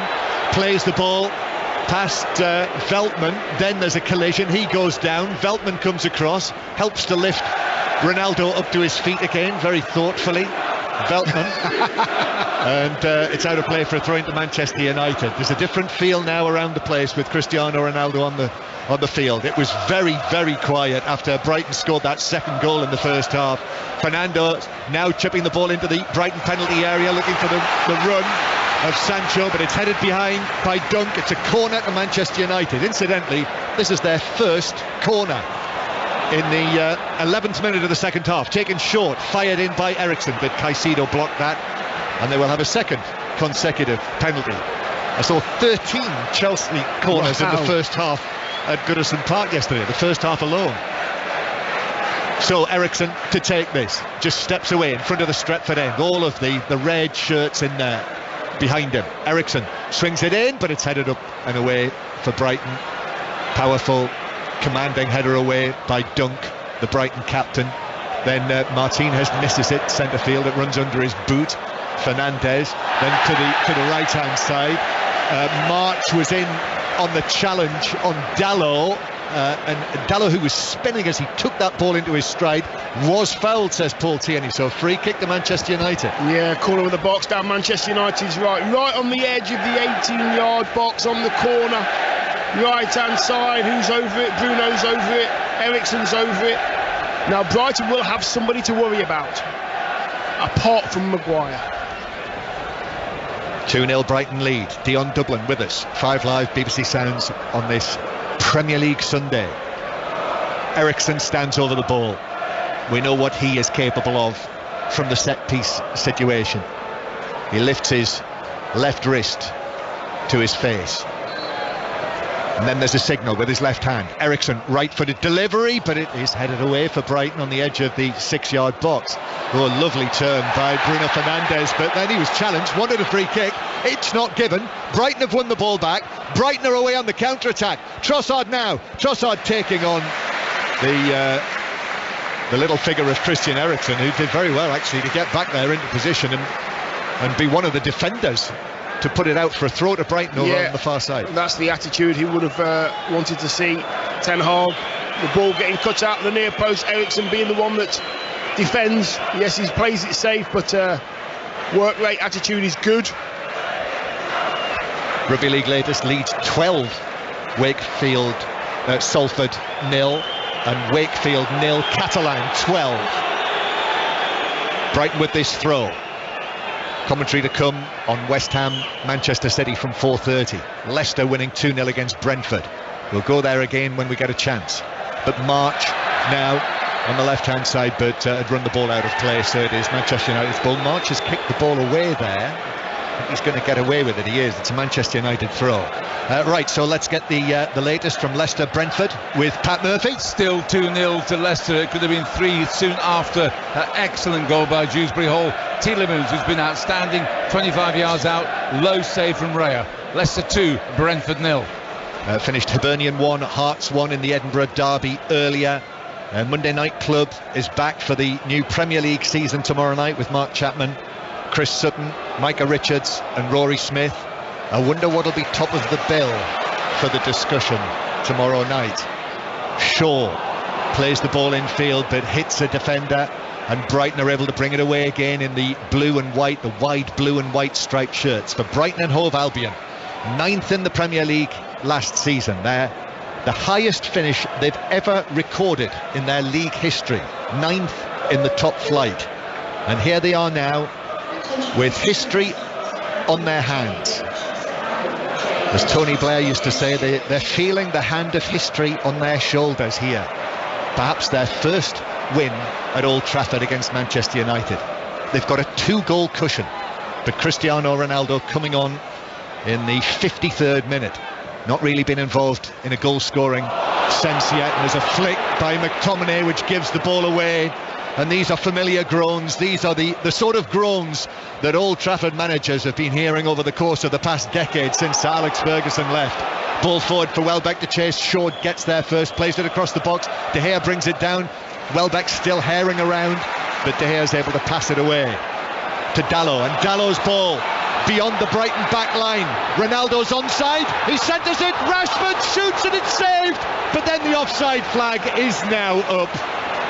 I did wonder, I must say, if he was offside, Ronaldo, and in any case, if Rashford had been able to score, which he couldn't, the goal would have been ruled out, or at least until VAR. It's just knowing that Ronaldo's there and knowing that he can make those runs. Yeah, nothing came of it. Yes, he was offside. It's the intent of wanting to make that run of a centre forward that a defender has to deal with. Let's have a look at this.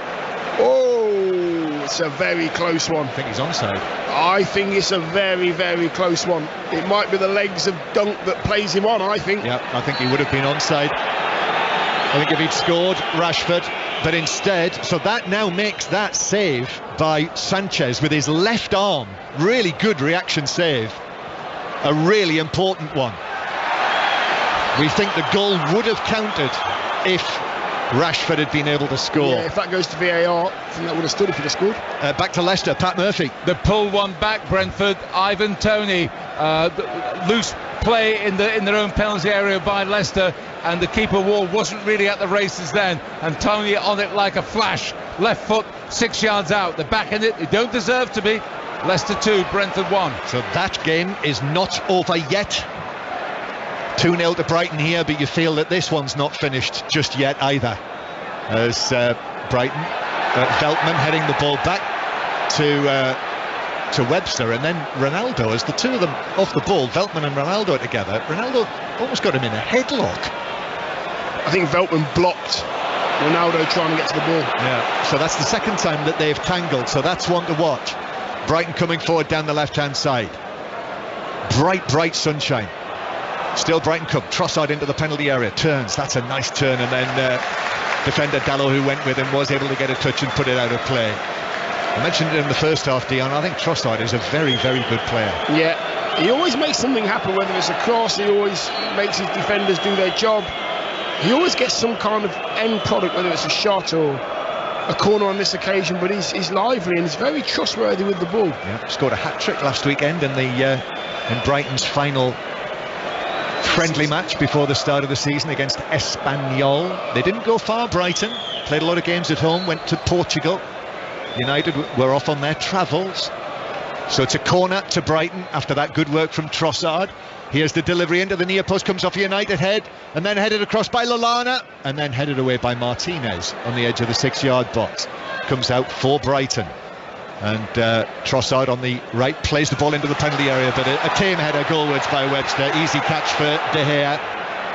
And a long ball downfield from De Gea. But Veltman was underneath that for Brighton. And the visitors, the Seagulls of Brighton, have got the ball back inside their own half and are knocking it around. And this is a hallmark of Graham Potter's team here. Knocking the ball around, they love possession. Not phased wherever they are. Ball played out towards the left-hand side and then knocked back into central defence to Dunk, who's is another one of those really dependable, sturdy, Premier League central defenders. Gareth Southgate has had him in, given him caps. He has played for England. Lewis Dunk. I know there are Brighton supporters who feel that maybe he could have got a few more than just the one cap that he's got so far. Gareth Southgate watching this match as Veltman plays the ball back to the edge of his penalty area to Sanchez. Sanchez, the goalkeeper with his right foot. He landed that a quarter of the way up the Sir Alex Ferguson stand. There's a bit of adrenaline going there, maybe after that save he made from Rashford. I actually think he didn't want to take the risk of trying to pick one of his teammates out, and he said, let me just go long, let me get it out of the way, might work, might not, it's out of harm's way. Pick one of those supporters out in a red shirt. Here is Rashford on the left-hand side. We've got just over 25 minutes to play, and still Brighton lead by 2-0. Sancho plays it square to McTominay.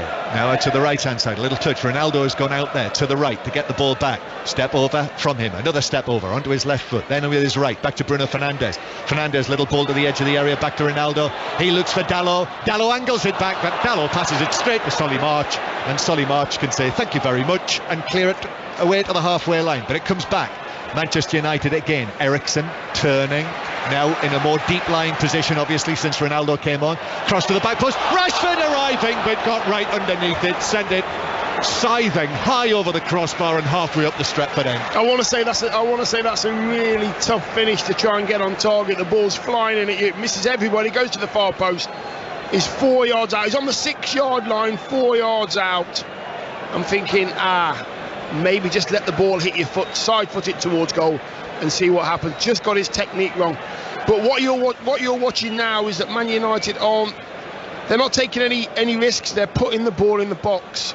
Brighton are having to they're forced now to defend the ball in the air because Ronaldo's there. Manchester United 0, Brighton 2. In the words of Erik Ten Hag in the match programme today, this is a new season and a new story. Well, this wasn't the story that he'll have been dreaming about last night. Fairy tales and all that. This is a horror story for him. 2-0 down. Brighton man's gone down centrally, Trossard. I think Trossard might have got one off of Maguire there. No. That's one to watch, those two. Yeah, we saw a bit of that in the first half as well. I suppose we'll have to see if VAR picked that up, whether there's anything sinister in it. Ball played back to Webster. Brighton and Hove Albion supporters in great voice. Oh, that's a poor pass from Webster.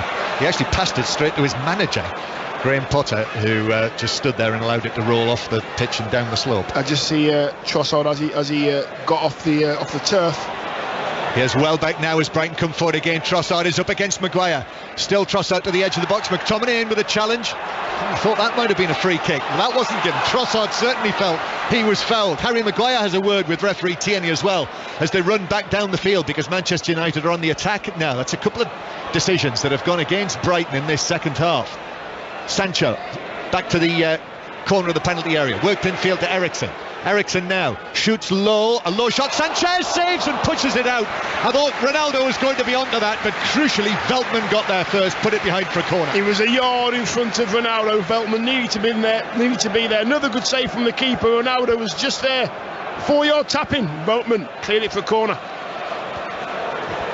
So it's a corner from the left-hand side. Bruno Fernandes to take this one. Curls it in underneath the crossbar. Sanchez comes through it. He can't keep it out. That was a scramble. United have forced it over the line, and the goal stands. Manchester United have got one back. It might have been Martinez who forced it in the end. Might have been Maguire. I'm not quite sure who that was, but the ball's in the back of the net. The goalkeeper came for it. He's claiming that he was fouled. Might have been Diogo Dalot who got the final touch. There were a couple of men in there, Martinez and Dalot. The goalkeeper went for it. He got his hands to it. He dropped it. It rattled around and was forced over the line. And the question is, was the goalkeeper impeded here or not? Dalot was standing in front of Sanchez, who went for a punch. It hit Dalot on the head, hit him on the back, and then it was Maguire on the line who forced it in. If it is a goal, if that goal is given, and I don't see any reason why it shouldn't, or did it go in off the defender? Yeah. Just might have, did that hit an arm as well? Was it an arm? It might have been an arm. Well, it looked like an arm of Dalot. Could be a McAllister own goal. Well, VAR, there's an awful lot to sort out here for VAR. The video assistant referee back at Stockley Park. This might take a while. John Brooks and his assistants in there. John Brooks and his assistants will be trying to sort this out. This is a really big moment, Dion, in the match. It's a possible handball, and I think it could be called as a handball. I'm with you. I think handball on Dalot, to be honest with you. Doesn't know a lot about it, but it's led to a goal. Yeah. I think it did finally go in off McAllister. I mean, we're seeing replay here. Sanchez is strangling back on the line. It did hit McAllister in the end, who's trying to hike it away, but only put it into his own net. But the question here is whether that is a handball, as it hit Dalot. VAR says no, it was not a handball, and the goal is given. It's an own goal, an Alexis McAllister own goal, and it's Manchester United 1, Brighton 2. Well, Man United may have got away with one there. I thought it was a handball from Dalot, but fair play to them. Everything's changed now. Ronaldo's on. Body language is different. They're having a proper go. So we have 20 minutes to play. Manchester United 1, Brighton 2. It's back in the balance now. This is a real test of Brighton. Bruno Fernandes goes down. Challenge from Pascal Gross. And it is given as a free kick. The referee is going to call across. I think the Brighton captain, Lewis Dunk, who I suspect might have said something out of turn after that long delay. Harry Maguire as well has come across to have a word. The two captains together. And Paul Tierney is now pointing at Adam Lallana, whether he said something. And the two of them are being spoken to, Duncan Lallana, by referee Tierney. The atmosphere's changed inside Old Trafford now. Rugby League latest, Leeds 18, Salford 0, Wakefield 4, Catalan 12. And commentary to come. We'll get the team news when we can. West Ham against Manchester City, our next commentary match, as the champions begin the defence of their title. The ball bounced across the corner of the box, hit Solly March. There were shouts for handball there. It's bounced away off him. Referee Tierney says no. That's only a corner to Manchester United. Real test of Brighton now. 2-0 up at half-time, but now just the one goal in it. The Stretford end in full throat. Here is the corner. Maguire heads it back across the penalty area under pressure. There's a defender there with him. United all the way back to Eriksen. Everyone back for Brighton. It's all hands to the pump for Graham Potter's side. Ball played out to the right-hand side by Martinez. Taken down by Sancho, Jadon Sancho. Sancho takes on March, tries to clip it across. March blocks it behind him with a corner. Better from United. More players getting in the box, keeping it, forcing Brighton to defend. Another corner in swinger this time from Luke Shaw. Danger for Brighton this. Big decision from the officials to allow that Manchester United goal. It seemed that it did hit the arm, but the arm was down by his body. Here's the corner played in for Manchester United, which is headed away for Brighton, and it comes out to Bruno Fernandes. I think there was a time, wasn't there, in the various regulations, that if the ball had struck an arm at any point, the goal was ruled out. But in the end, the ball going in off Alexis McAllister. Here's Fernandes on the left-hand side. Fernandes playing the ball down the line to Dalot. Dalot left-footed cross from him to the back post. Oh, Maguire was arriving. Webster just got there first with his head. Ball out towards the far side. Hasn't gone out of play yet. Brighton are pinned back here. They're pinned in by Manchester United. As the home side win the ball again. Maguire still up after that latest set piece. Nice piece of footwork from him. That's appreciated by the crowd. It's worked to the left-hand side by Eriksen to Dalot. Dalot now attacking the Brighton defence, playing the ball in. Sanchez has lost it, but the ball, fortunately for the Brighton goalkeeper, falls to a teammate who is able to clear. Much better, moving the ball quickly, 1 and 2 touch, getting the ball from the right side to the left-hand side, putting the ball in the box. Dalot shooting on this occasion. Feels like a cup tie, this. Not the first match of the league season. That's the sort of atmosphere that we have here. As there is that threat from Brighton on the counter-attack, and that's a misplaced header from Eriksen and a foul by Shaw, and a yellow card for Luke Shaw, the latest player to enter Paul Tierney's notebook. 3 United men now yellow carded. While we've got the stoppage, we can get the team news ahead of the West Ham Manchester City 4:30 kickoff from Conor McNamara.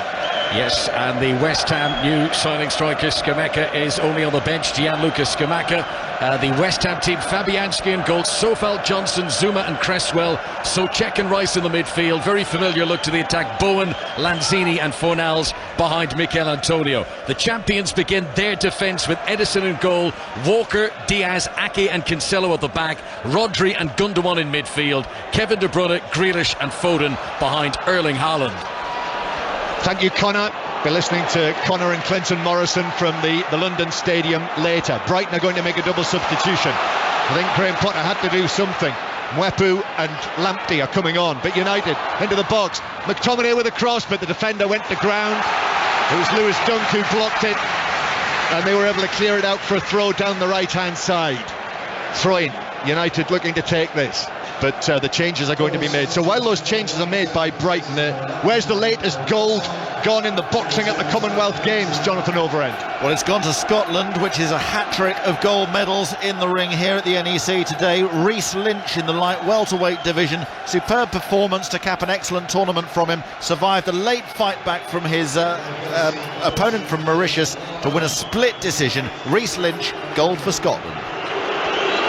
So Brighton are making these changes. Trossard is coming off, and so is Adam Lallana as well. So Enoch Mwepu is coming onto the field, and so is Tariq Lamptey. So Trossard and Lallana are the two to come off. So Manchester United are going to make a change as well. Van de Beek is going to come on next time they get a chance. So 2-1 Brighton lead here at Old Trafford. And is that still the same scoreline in Leicester, Pat Murphy? It is, John, but it was nearly 2-2 because Tony missed a chance at the far post. A lovely in-swinging shot centre and he just glanced it wide. At the other end, Fofana, who's been excellent, he headed against the inside of the Brentford post. Feels like there's more goals in this game, John. Leicester 2, Brentford 1. Yes, I think we might say the same thing here, Dion. Absolutely. Do you think? Definitely. And I think Brighton as well. Remember that penalty shout that they had for Welbeck when they were 2-0 up? That was very quickly dismissed. 2-1 it is now. Martinez is going to have a shot from 25 to 30 yards out that flies by maybe 7 or 8 feet over the top of the crossbar. It wasn't too far away. There've been 1 or 2 nervy moments for Robert Sanchez, the Brighton goalkeeper in the second half. Yeah, Dion. he can obviously strike a ball. Martinez, I think Van der Beek here has just been told to get yourself a drink and I'll make the change in a minute. I think it'll be Eriksson that he'll come on for, to be honest with you, but a bit more pace in Man United's game, which has got them back in it. Van der Beek, obviously a player that Erik Ten Hag knows very well. Clearly wants to bring Frankie de Jong here, and that's so obvious. It's a question of whether Frankie de Jong wants to leave Barcelona, which I would say he clearly doesn't. In the Super League, Leeds 18, Salford 8, and Wakefield 4, Catalan 12, the latest scores. Manchester United 1, Brighton 2. Van der Beek just getting his instructions from the shaven-headed manager of Manchester United, or head coach, I think might be his official title. He's got a little bit of ankle showing there as well, I noticed. Ten Hag, as he stretches his legs up the slope. It's actually McTominay who's coming off, so both McTominay and Fred are off in this second half. Van der Beek is on. That surprised me actually, because Scott McTominay, even though he hasn't had a great game, his energy levels are very, very high, and he seems to be getting around the pitch quite easily. Interesting one, that. Donny van der Beek, who was at Everton on loan for the second half of last season, so this is his first Manchester United appearance for the first time since January. 2-1 Brighton lead. 5 Live BBC Sounds. Ball out of play, throwing to Brighton on the left-hand side. Brighton have been up against it, but the thing is that they've got a little bit of everything. Brighton, yeah, they have, with Duncan Webster at the back, Veltman as well. I mean, Man United have had most of the ball, but Brighton is still up by a goal. Man United have still got to do more. Manchester United taking the ball away downfield. Eriksson still on the field. Long pass from him, headed away, and then Fernandes is caught there as just at the moment that Alexis McAllister arrived. I don't think he knew a great deal about that. It was just a collision between the two of them. It will be a free kick, but I think they'll have a look at Bruno Fernandes, who might have just been caught. I wasn't sure whether it was his shoulder or the side of his head that was caught, but he stayed down. They're just having a look at him. There's no call yet for the medical people. Fernandes is not happy about the way that he was caught by McAllister. Did he know more about that? You know what? I think it was one of those where McAllister committed to it, and I think it was his shoulder. His shoulder came through and caught Bruno on the chin, sort of twisted his neck very quickly, and when that happens, the legs are the first thing to go. Trust me on that. I don't remember you going down like that too often, Dion. Manchester United 1, Brighton 2, and United go back all the way to the halfway line. Commentary on West Ham Manchester City to come, so you will hear Erling Haaland's debut. He's starting the match for Manchester City. That will be live on 5 Live from 4:30, so don't miss that. But this match, you cannot take your eyes off this, as Eriksson plays it forward. Van der Beek back now to Fernandes. This is all central. This is nice between the three of them. Van der Beek, and then Sancho into the penalty area. Ronaldo can't reach that, as it was played through by Sancho through the inside right position, low along the carpet of Old Trafford, but beyond the 37-year-old legs of Ronaldo. Goal kick. It's all good. It's good, better from Eriksson. Van der Beek's come on, and he's had some really nice touches for the few seconds he's been on, made a little bit of a difference, looks a bit of a spark. The last ball into Ronaldo was a bit overhit from Sancho. They're the kind of things they have to tidy up, but United have been good over the last 10-15 minutes, but they're still down. They still need another goal. Goal kick for Brighton. Sanchez takes this up into the Manchester sky, lands at the feet of Welbeck. Welbeck wanted it back from Tariq Lamptey, who of course has taken up a position on the right side of the Brighton defence. Veltman has come up to take this throw. Joel Veltman just gets the ball and wipes it on his blue and white striped shirt. Veltman takes the throw, that's headed away by Eriksson on the edge of his own penalty area. He started out as the striker, Eriksson, and he's ended up in the Fred position. Ball played over the top to Gross, who heads it down, but then in the nick of time Martinez got there just before Welbeck. Well played, Gross. Yeah, I mean, Welbeck was half a second away from that one. Should have been anticipating that. Welbeck has had an outstanding game today, I've got to say. They come again. Brighton. Caicedo turning and passing the ball forward. He also has caught the eye. I mean, there have been performances all over the field that have caught the eye for Brighton. It's needed a little bit of everything, this Brighton performance. They were excellent in the first half, much the better team against Manchester United, Brighton. But in the second half, they've had to dig in. And here's Lamptey now bringing it forward. His cross goes over everyone and bounces out to the far side. There's no one there, and Dalot actually has to go across and stop the ball from going out of play. We're into the last 10 minutes now here. Manchester United 1, Brighton 2. Pascal Gross scoring both Brighton goals in the first half. That is now 6 Premier League goals that he's scored in his career against Manchester United. And Brighton, by the second, are inching closer to what would be their first win here at Old Trafford. And United have lost possession. And Caicedo now bringing it forward on the left-hand side. Plays it centrally. McAllister is onto this. Caicedo works it back. Now to the left-hand side. Mwepu involved in this as well. Enoch Mwepu, the substitute, the Zambian international, with the blue boots on. Here he is with the ball at his feet. Back to Caicedo. Mwepu makes himself available again and takes it on and gives it square. And a shot comes in from McAllister that dips away wide to the right of the goal. De Gea moving to his left, but it was wide. It's good play, you know, from Brighton. Really good, patient play.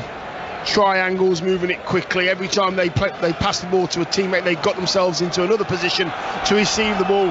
Mwepu has been outstanding since he's been on. Big, strong, imposing. United have got to go again. They've got to move the ball quicker. Time running out. 7 minutes to play, plus added time. Brighton still just with their noses in front. As the ball is flicked over the top for Jadon Sancho. Sancho into the penalty area, beats one man, but can't beat Webster. And Webster was able to take the ball off him and pass it away coolly. And Brighton then lose possession. Mwepu couldn't take that ball in his stride. Bruno Fernandes overhits the ball through for Sancho.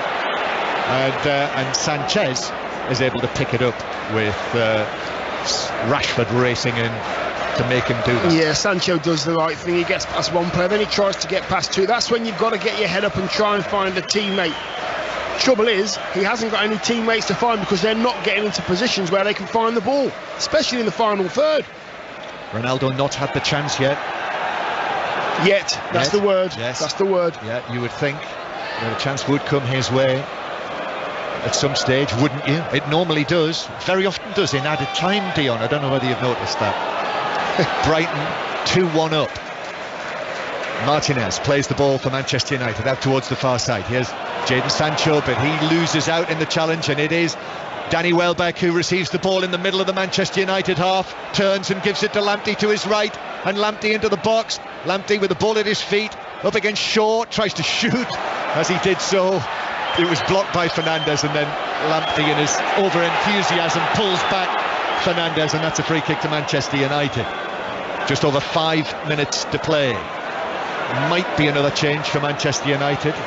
Might be. In fact, I think there is going to be. But United with Fernandes, Bruno Fernandes inside his own half. Manchester United striving for an equaliser. Meanwhile in Leicester, Pat Murphy. Equaliser for Brentford. It comes from Josh Da Silva on the substitute. A poor goal to concede. A great one to watch though. Nobody tracking him. Left foot, edge of the box.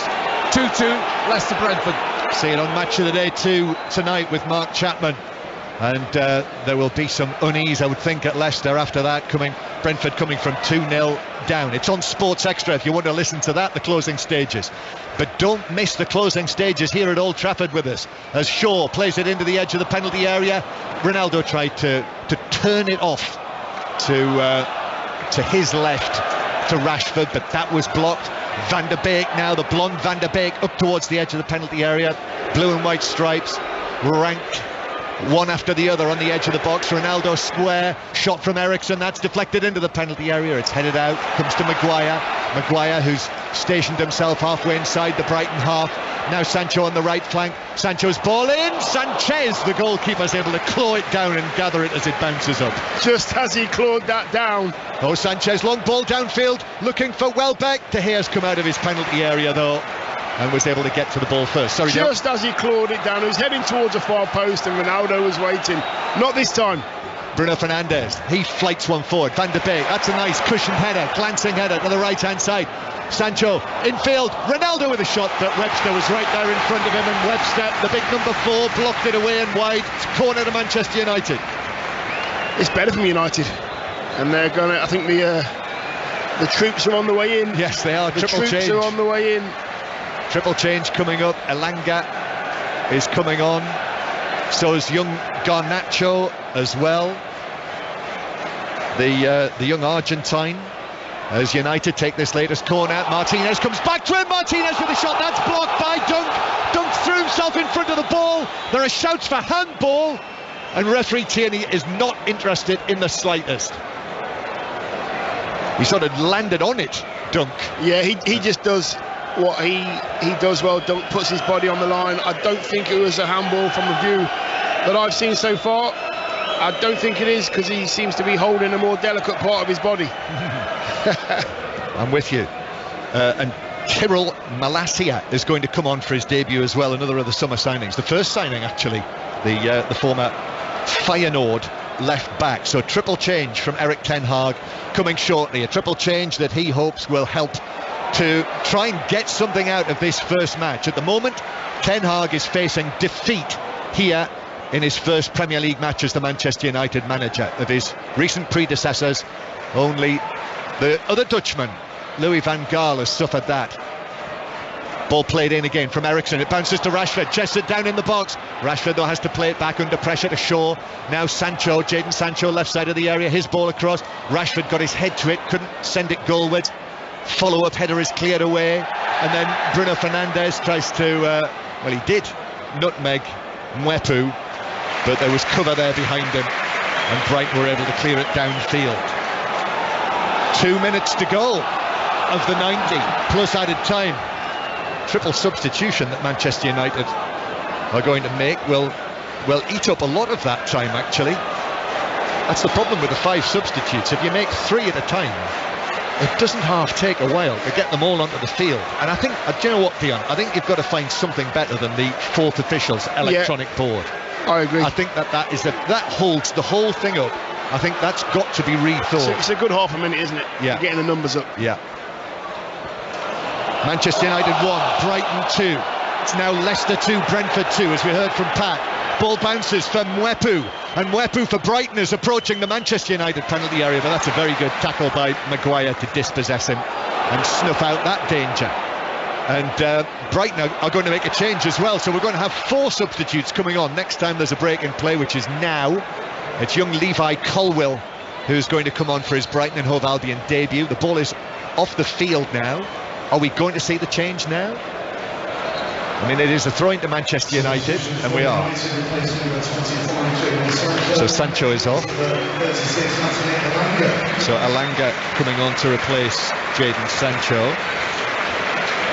So that is the first of the 4.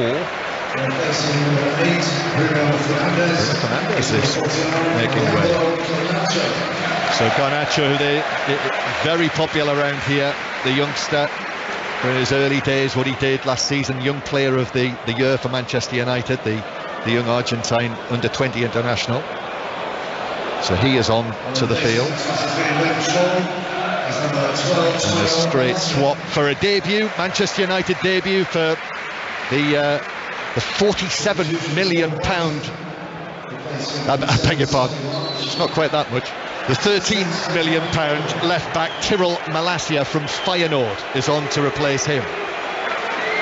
And Brighton making their change, which will see Solly March leave the field.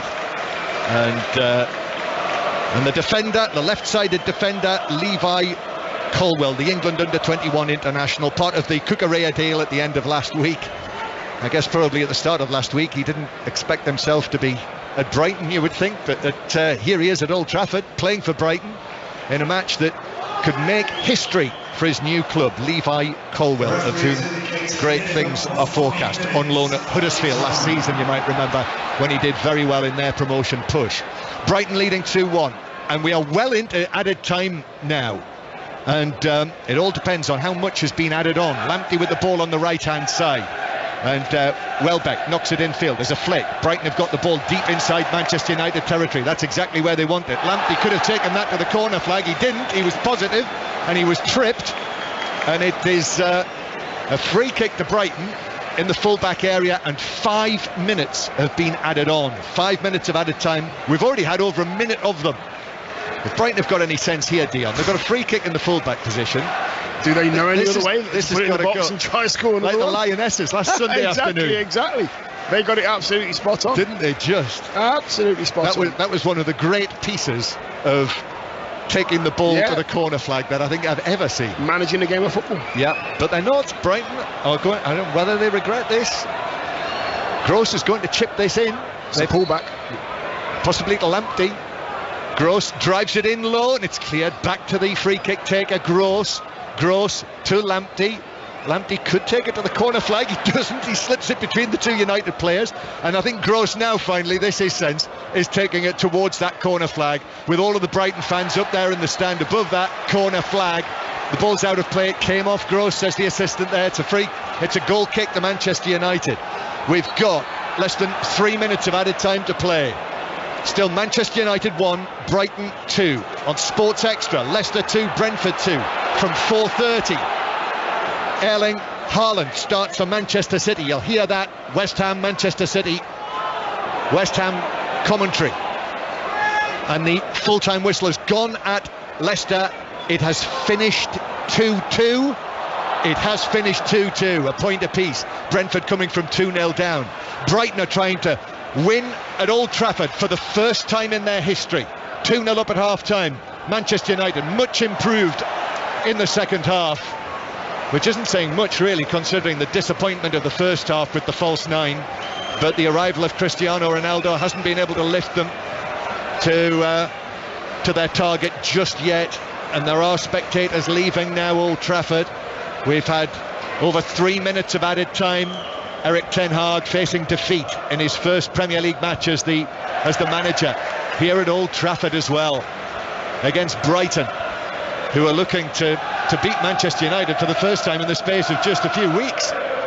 Lamptey takes this throw either side of the close season.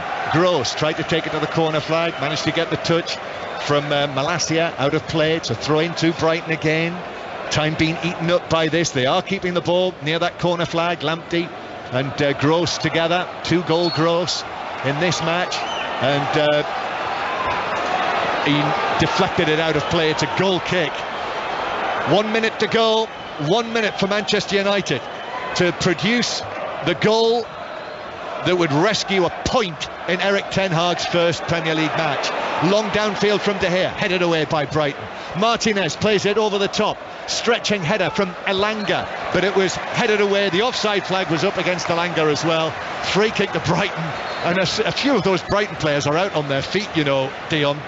And the United players as well, but you know, the way that Graham Potter's, sets his side up today, I mean, 70% of this game's been all Brighton. Man United have had that little bit of a spurt. They got their goal back, but since then Brighton have managed it well. Man of the match for me is coming off. Man of the match is now leaving the pitch. Been outstanding. Danny Welbeck back in Manchester, his hometown.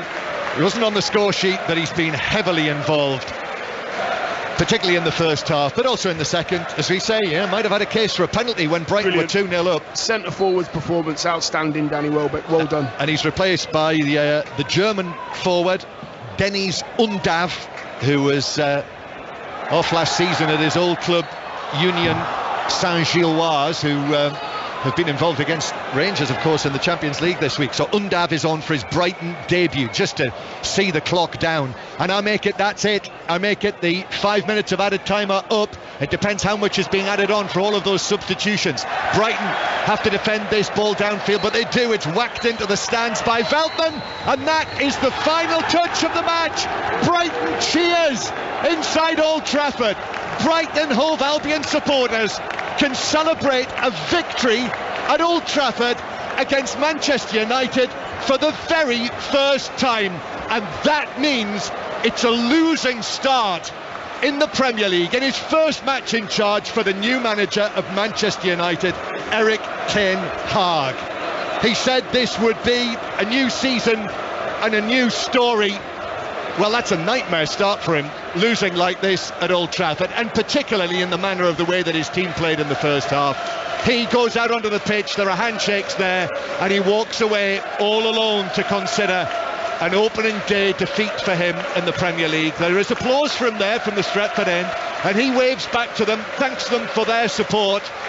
But one game played, no points for Erik ten Hag's Manchester United in the Premier League. It's finished.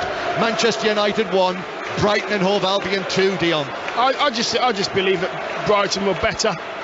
First half was outstanding. Like I say, for 70% of the game, Brighton have deserved it. They were brilliant. Man United came into it, got their goal, but it's the way they were set up. The senior pros, Gross and Trossard and Welbeck and Veltman and Dunk, they were all sturdy performances, all 8 out of 10 today. Man United didn't deserve anything from this performance today. Brighton fully deserved full 3 points. Yeah, scored their 2 goals when they were on top in the first half. Pascal Gross with them both.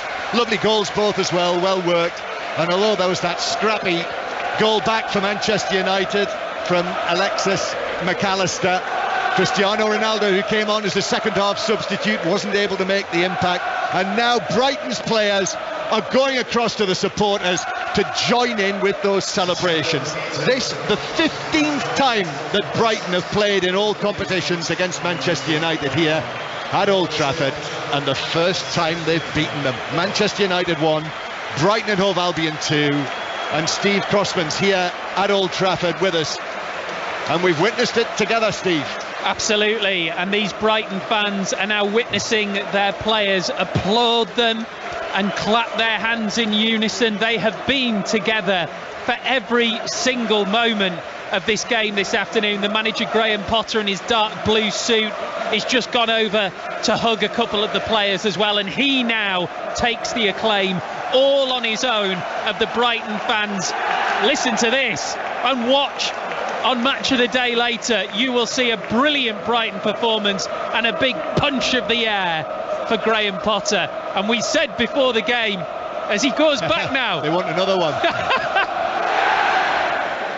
And another punch of the air, Steve, from him. And he actually brought it on as well, didn't he? He did. With his hands. He said, he's enjoyed it. He's enjoyed it. Listen, we don't see him. He's quite undemonstrative, isn't he? He's quite level. But he has got the broadest smile I've ever seen on his face.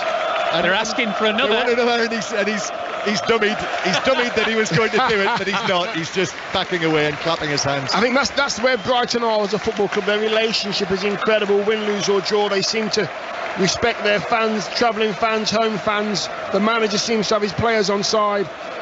There's a good vibe at Brighton. By the way they've performed today, there's a very good vibe and a very good team. Great place to go to watch football, Brighton. Yeah. You know, they do, so much right. I think they've got a great people at the top of the club. Paul Barber, the chief executive, he talks a lot of sense, doesn't he? Whenever you hear him, you feel